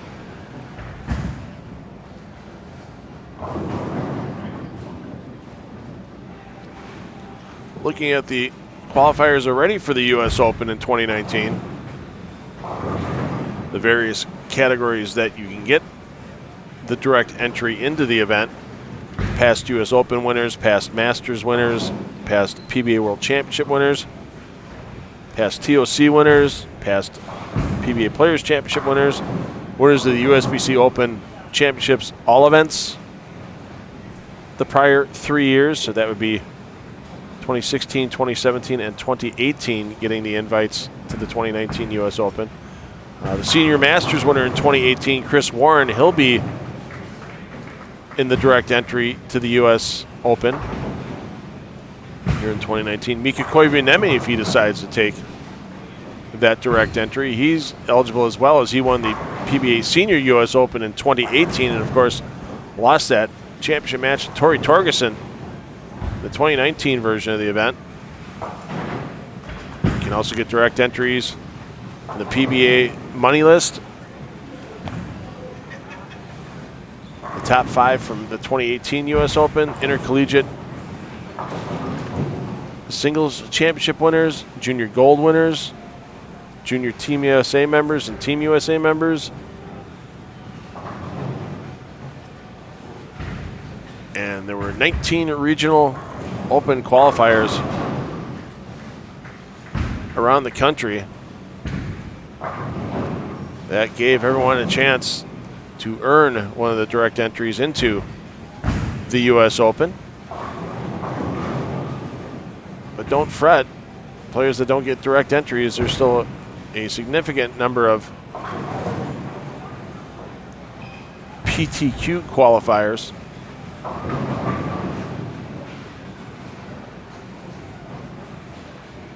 that will have their chance to bowl in the U.S. Open. That PTQ will be taking place the day before practice session proper for the tournament will start. That PTQ date, Wednesday, October 23rd. And Monticelli, yeah, like I said, that bowling the PTQ last year brought a lot of little extra fire in Monticelli, and he's carried that for quite a while this season. And once again, our 2019 USBC Senior Masters winner looking to get on top of another leaderboard here on the PBA50 Tour. 2 games qualifying remaining here on B Squad before A Squad takes to the lanes after a fresh application of the 45-foot Dick Weber pattern. A Squad, you'll see him at 4:30 Eastern. B Squad, you'll see for 2 more games here at the PBA50 River City Extreme Open presented by Hammer here on FloBowling.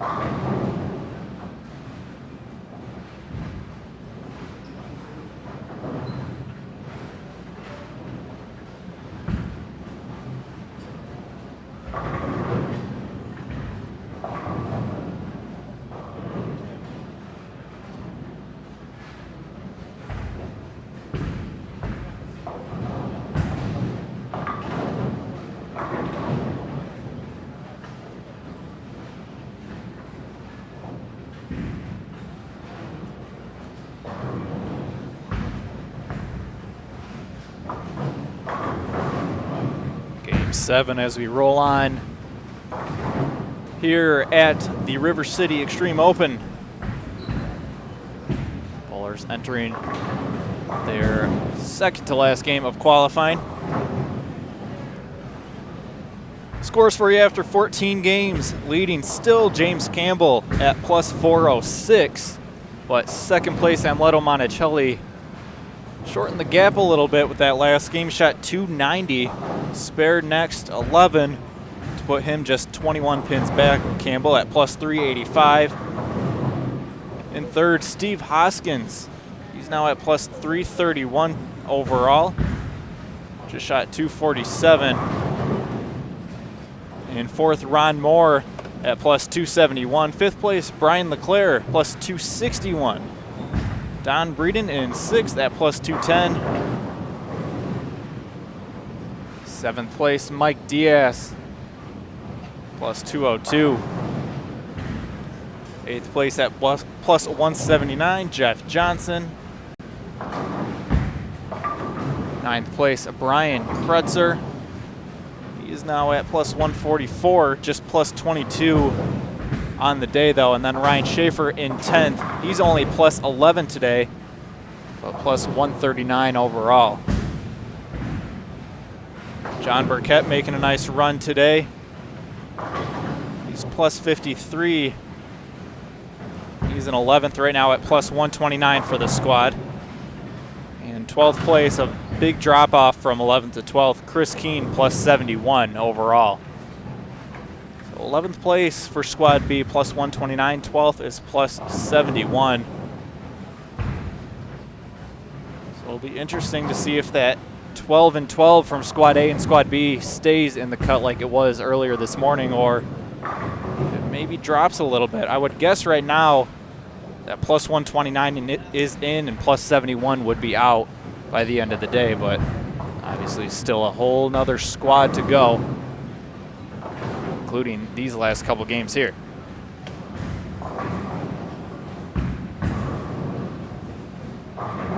One of those guys in the top 12 on our flow zone pair right now, Brian LeClaire. Not doing great this game. A couple opens, a couple spares, a couple strikes.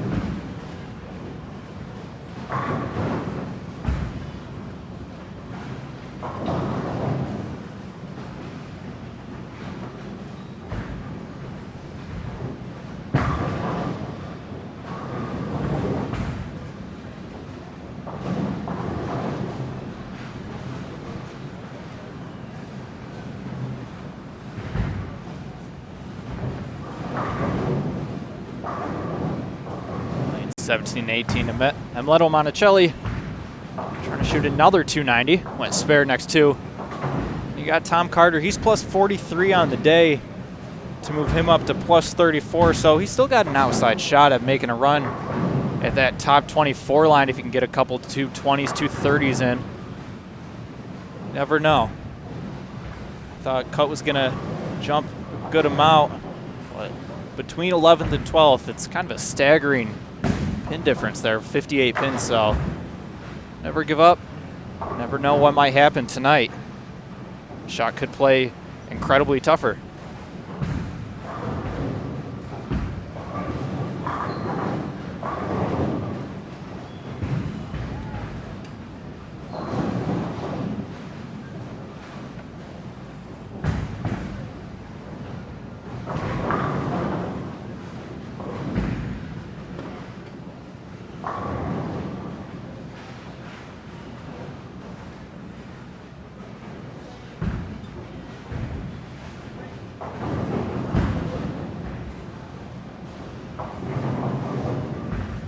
Take a look over at 19 and 20, Ron Moore, James Campbell, both with a healthy plus minus right now.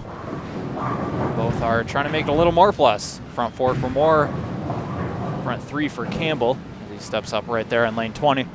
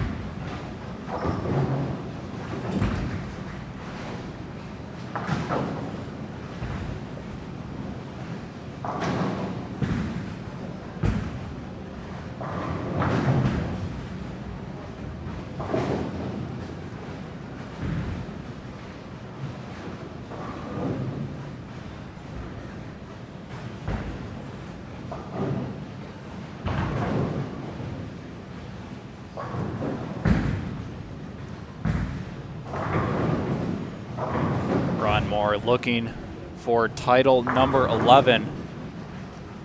Last title came at the Northern California Classic last season, in late May.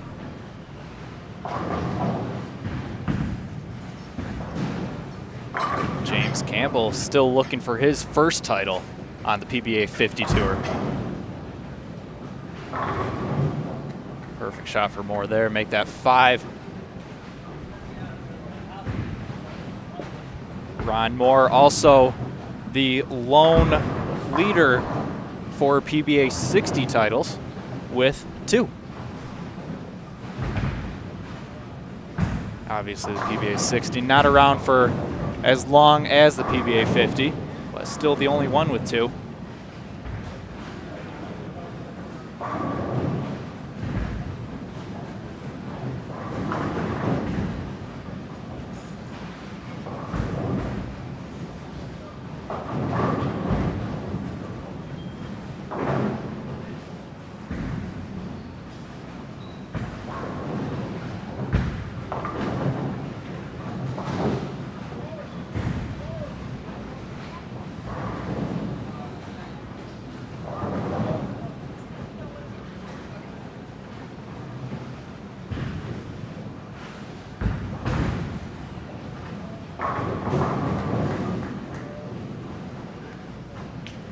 Moore and Campbell fighting it out.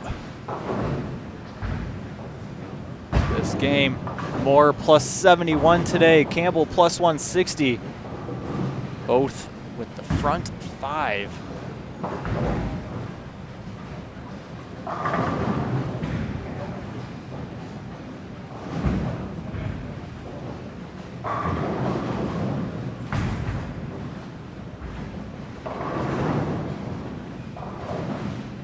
Campbell pretty consistent so far today. 248 high game, low game of just 213.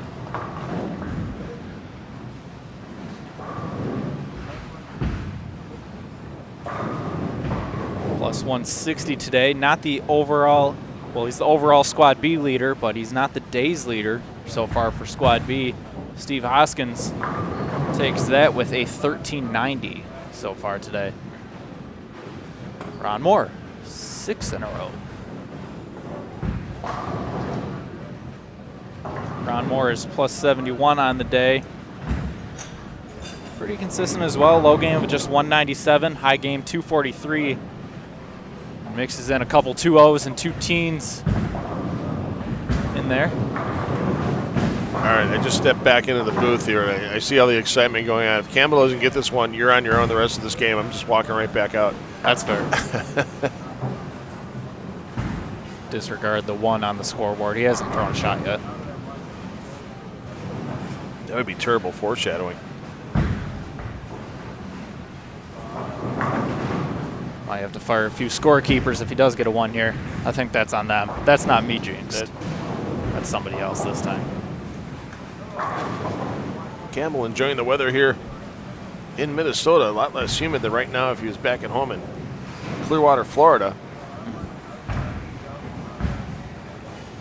Online. And no mix. And I'm out of here. See ya. All right. Light 4.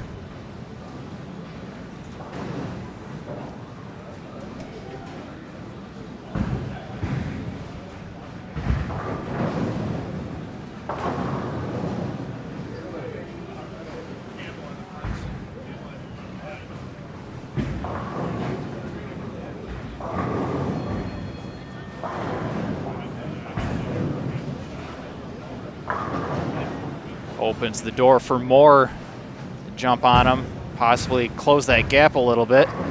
Walks it out and can't get out the 7. So both lose their string in the middle of the game.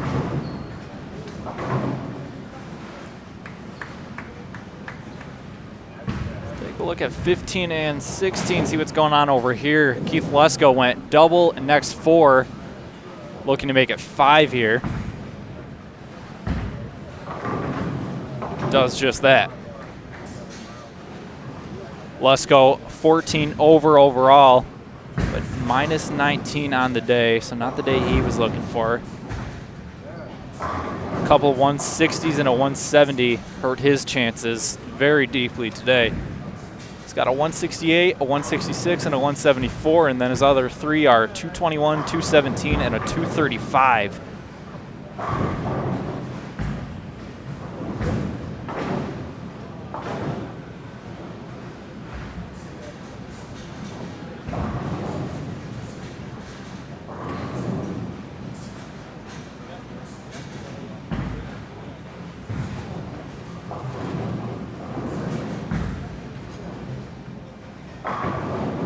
Steve Hoskins down on lane 7 just shot a 230, it looks like. Maybe that's a 220, I think. So he still should be the day's leader. Still a solid game. It looked like he opened in the 10th.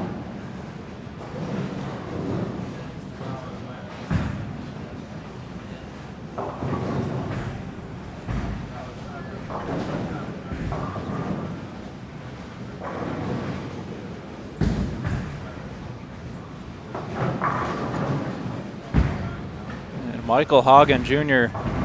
just shot his first 200 of the day. Day 226. Game so far of 198, 191, 185, 183, 173, and 189. So really couldn't get much going for him today. And that still won't put him into the plus overall. So unless barring some miracle, it looks like he's going to miss out on the top 24 cut.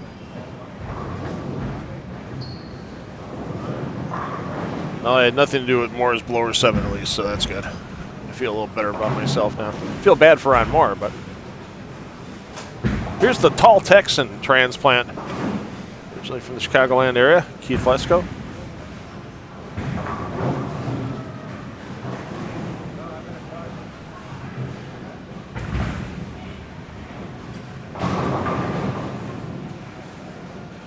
Swishes out that strike there. Working on 6 in a row now. Yeah, I mean, plus 14, a big game here, and a big game 8. You just never know till everyone's done bowling. Right, that gap from 129 to 71 or whatever it was really is interesting.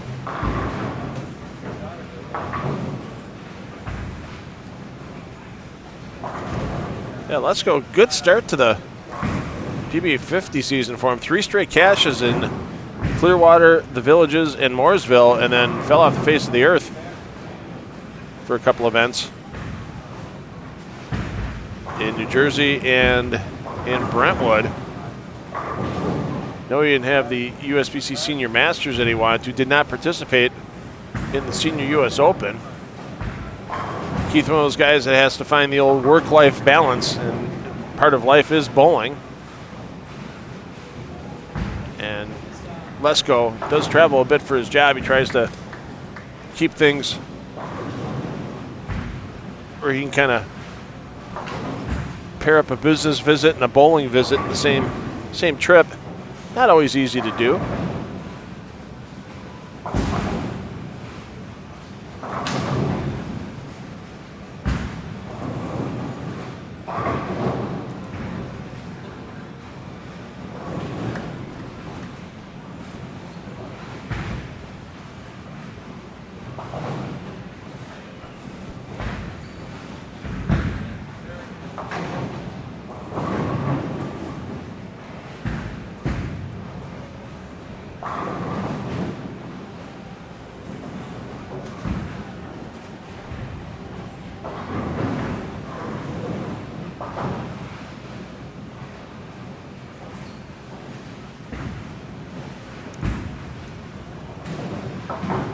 Lesko, though, back in 2018, best PBA50 finish ever at the USBC Senior Masters, ended up finishing 4th.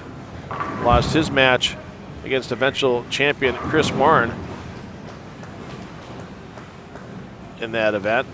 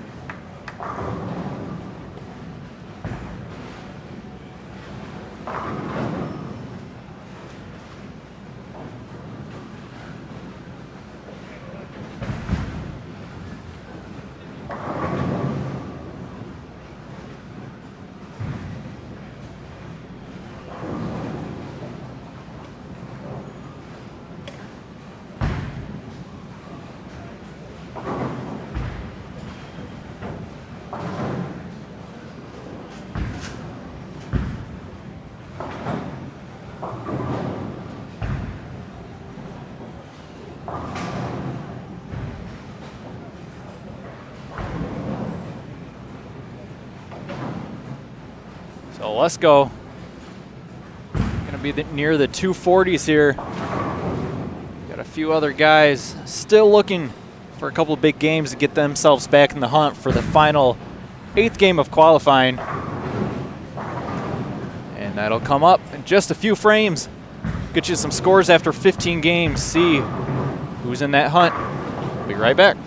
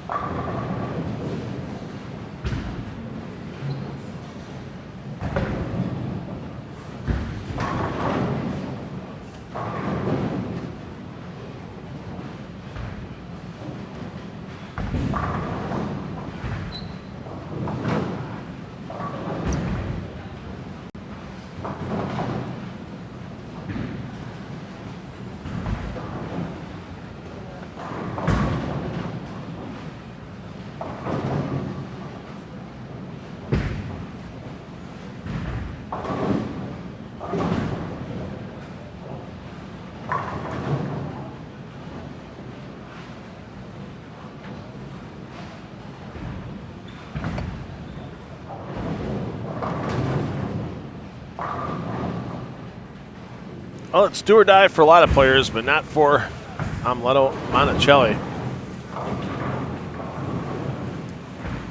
As Monticelli close to the top of the leaderboard all week long so far here in Monticello.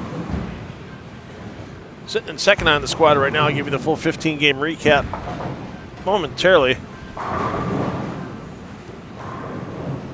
And for every player like Monticelli near the top of the leaderboard, there's a bunch of guys near the mid-pack that are looking at just trying to survive, getting to the top 24. And make their way into tomorrow's match play competition.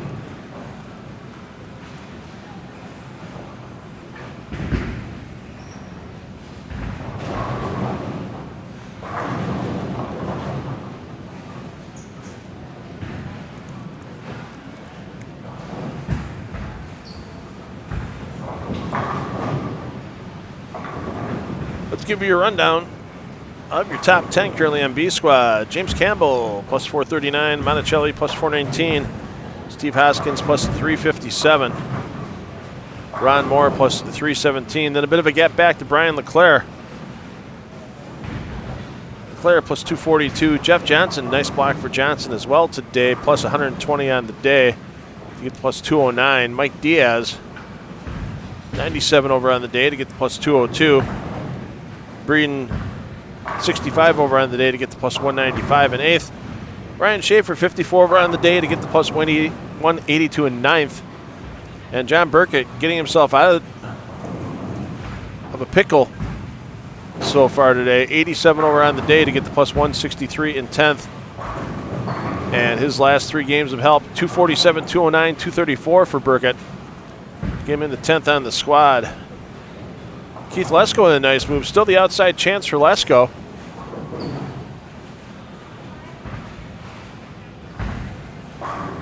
Keep an eye on him as well over on 17-18. As Lesko now in 14th at plus 58, and there's a big gap back from 11th place Brian Kurtzer at plus 138 to 12th place Chris Keene at plus 79. I can let a lot of A squad players sneak in unless Keene throws a huge game in game 8.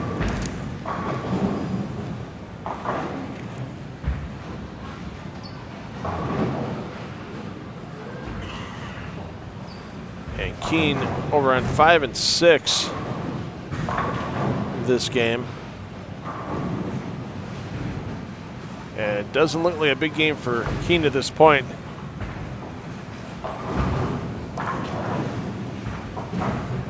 going to be maxing out in the 230s if he goes off the sheet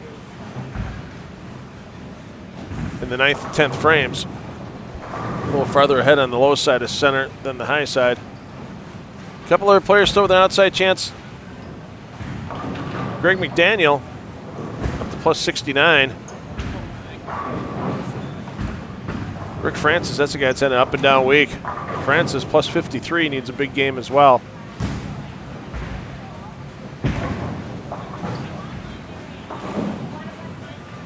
And Francis and McDaniel both outside of flow zone coverage, so we'll get their final scores when they post to both the results tab at FloBowling.com and the live scoring link at PBA.com. Steve Hoskins fishes out a great day with 222. We'll see him in action tomorrow. Don Breeden is going to finish in the 190s, but Breeden well in as well at the plus 195 number coming into this game. Rick Francis is going to fall a little short. He's going to be in the 2-0 range with a good finish in the 10th frame. And then I don't see plus 50 or so making the cut in the match play tomorrow.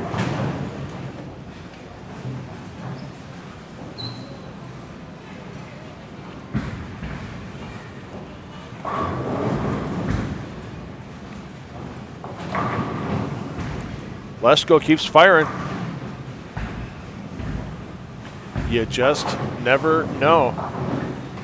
Keene just threw his strike in the 9th for a 3-bagger, so that'll be a good finish for Keene, but can he keep Lesko in the rearview mirror? That's going to be the big question. Of course, Kretzer's going to need a solid finish as well. We'll take a peek in on Brian momentarily.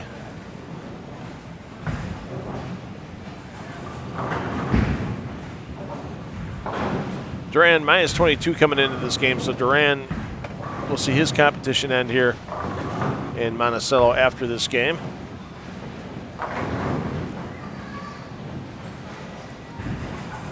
Harry Sullins, you see here, Sullins 2 under on the event.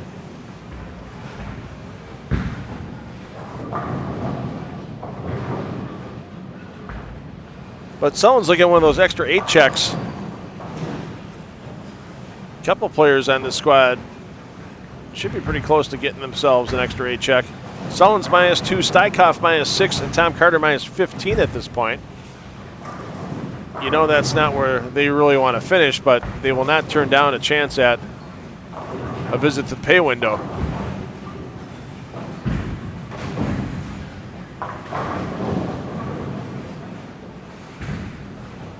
So Kretzer, assuming he gets 3 here,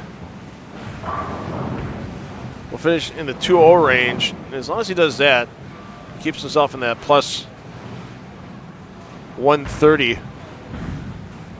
range. I don't see any reason why we won't see Kretzer tomorrow in match play. Let's take a peek in over on the Monticelli-Carter matchup with Dana Wright.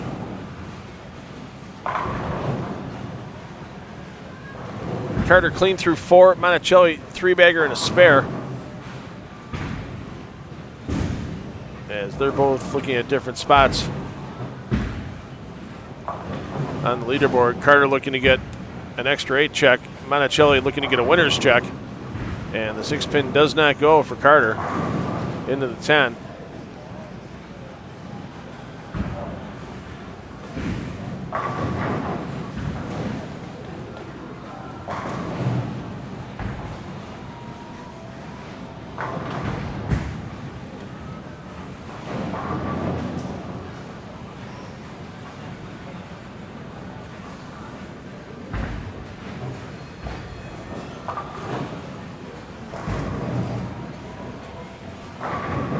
And Monticelli happy to get the 7 down on that shot.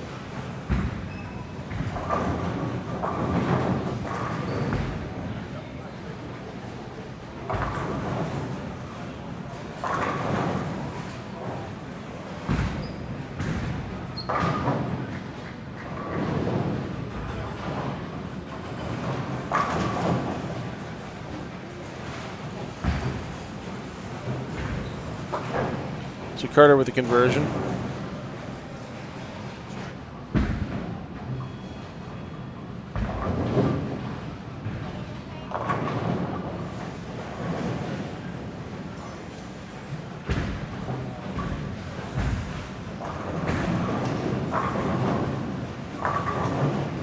And Kretzer, the max at 192. If he does that, lose 8 to the plus, and he'll still be at plus 130. So once again, plenty of room to make it in the match play. With only 12 games of match play, though, if you find yourself down 140, 150 pins on 5th place going into just 12 games of match play, that's going to be a tough animal to make up. It can be done, don't get me wrong.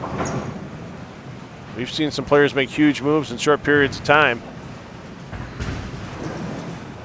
But sometimes it's not just the number of pins you're behind.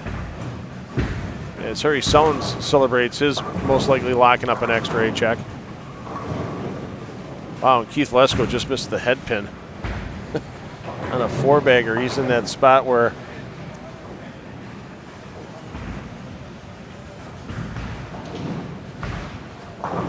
he needs a big game to get inside the cut number, and that's a good way to put a roadblock up on your scoreboard.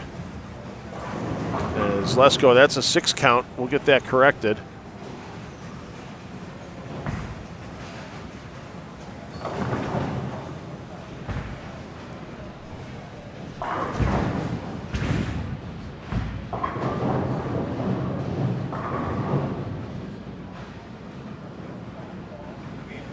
And this is not an easy spare for Lesko with that sleeper back there. And now a little tentative on the throw. Gets them all with the ball. Keeps the game clean, keeps us hope of making tomorrow's competition alive. Kretzer will be at plus 129 for the event. Pardon me, 128 for the event. That was an 8 count, so we will see.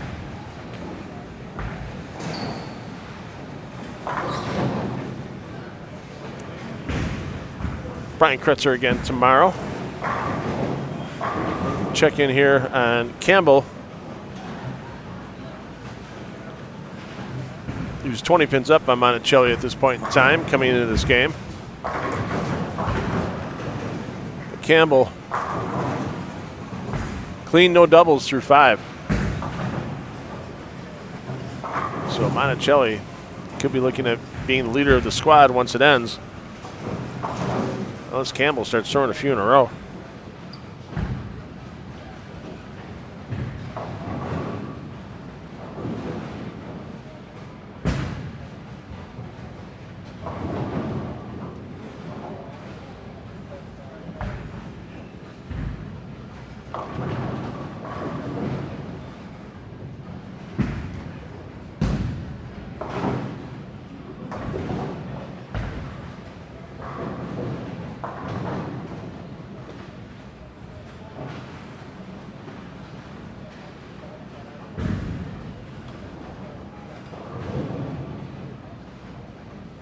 Let's get over and see what Lesko can do here after that horrendous first ball of the previous frame. And yeah, the slight overcorrection.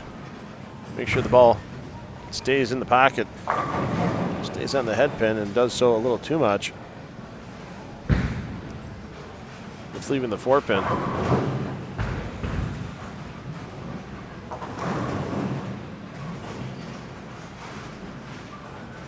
There's a lot of bowlers that have their wives out here watching them bowl, but some of them aren't even as close to as animated as we get to see Linda Carter on occasion when she's out there watching her husband bowl.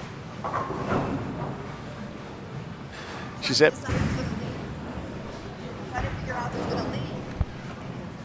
Well, right now it's looking like Monticelli's going to be your leader unless Campbell starts getting a bunch of strikes in a row. Hoskins didn't have enough, obviously.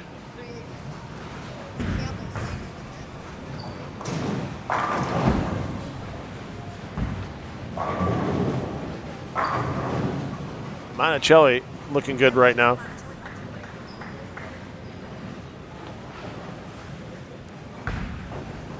Lesko keeping the dream alive. Ron Moore.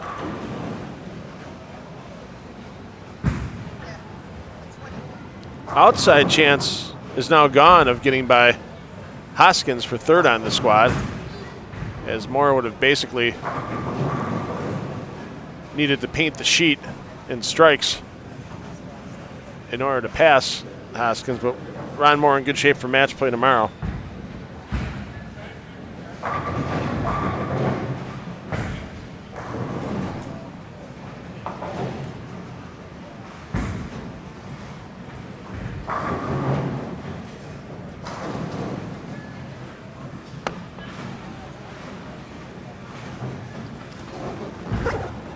So once again, fresh application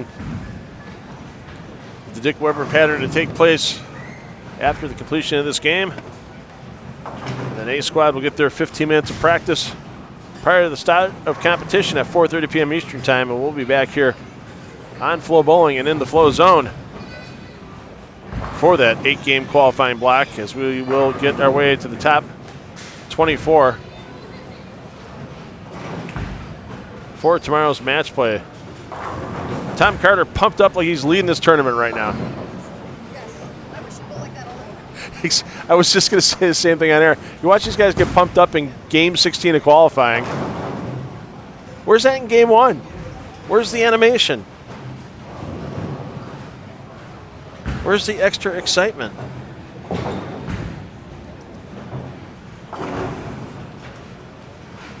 But hey, I wouldn't turn down a $1,000 check in a tournament if somebody sat in front of me, and that's what Carter's fighting for right now. Minimum cash spot for those extra 8 this week is $1,000. Campbell's saying to Monticelli, you better keep striking if you're going to take the lead away from me, because now I have a double on the board and can still keep the lead in this event.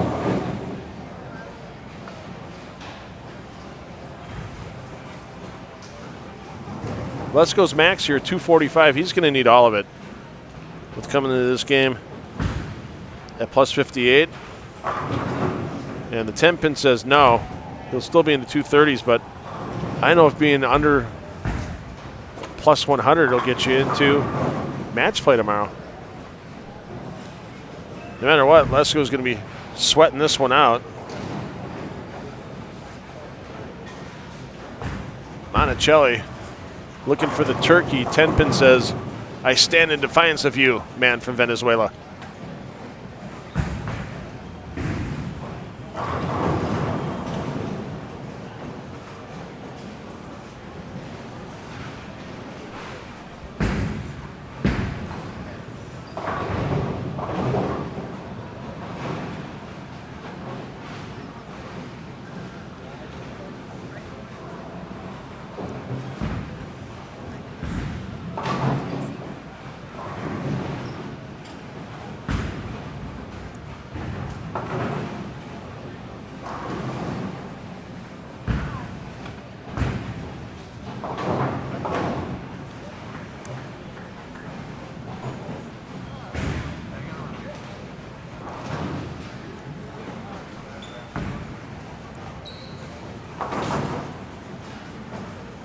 Campbell did have an open in the third, so his maximum right now is going to be 235.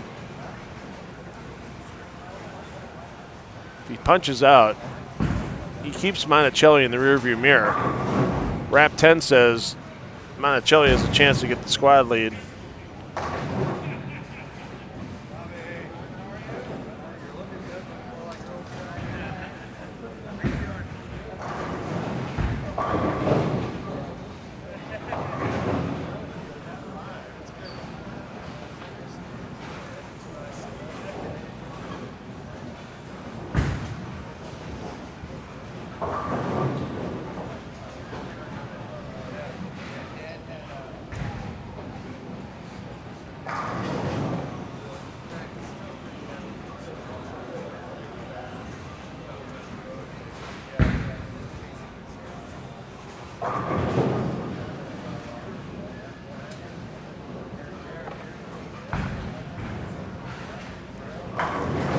Yeah, that just did not look comfortable for Lesko at release. You see right there, he just, unusual release there. He can get to 223 and plus 81. I don't think will be enough to see competition tomorrow, but I'm sure it's not going to prevent Keith Lesko from thinking over every one of these shots during these 8-game block today. And I'm sure he's not leaving town until the cut's official for sure, and that cut will get made official after we are completed with A-Squad qualifying. That's coming up 4:30 p.m. Eastern time as we finish qualifying round 2 here in the PBA50 River City Extreme Open presented by Hammer. For Chase Kaufman, I'm Phil Brylow. Remember, everybody, $2 Phil says, parents take the kids bowling because you know they are going to have fun for life. We will see you back here at 4:30 Eastern. Get your final scores for this block at either FloBowling.com or PBA.com.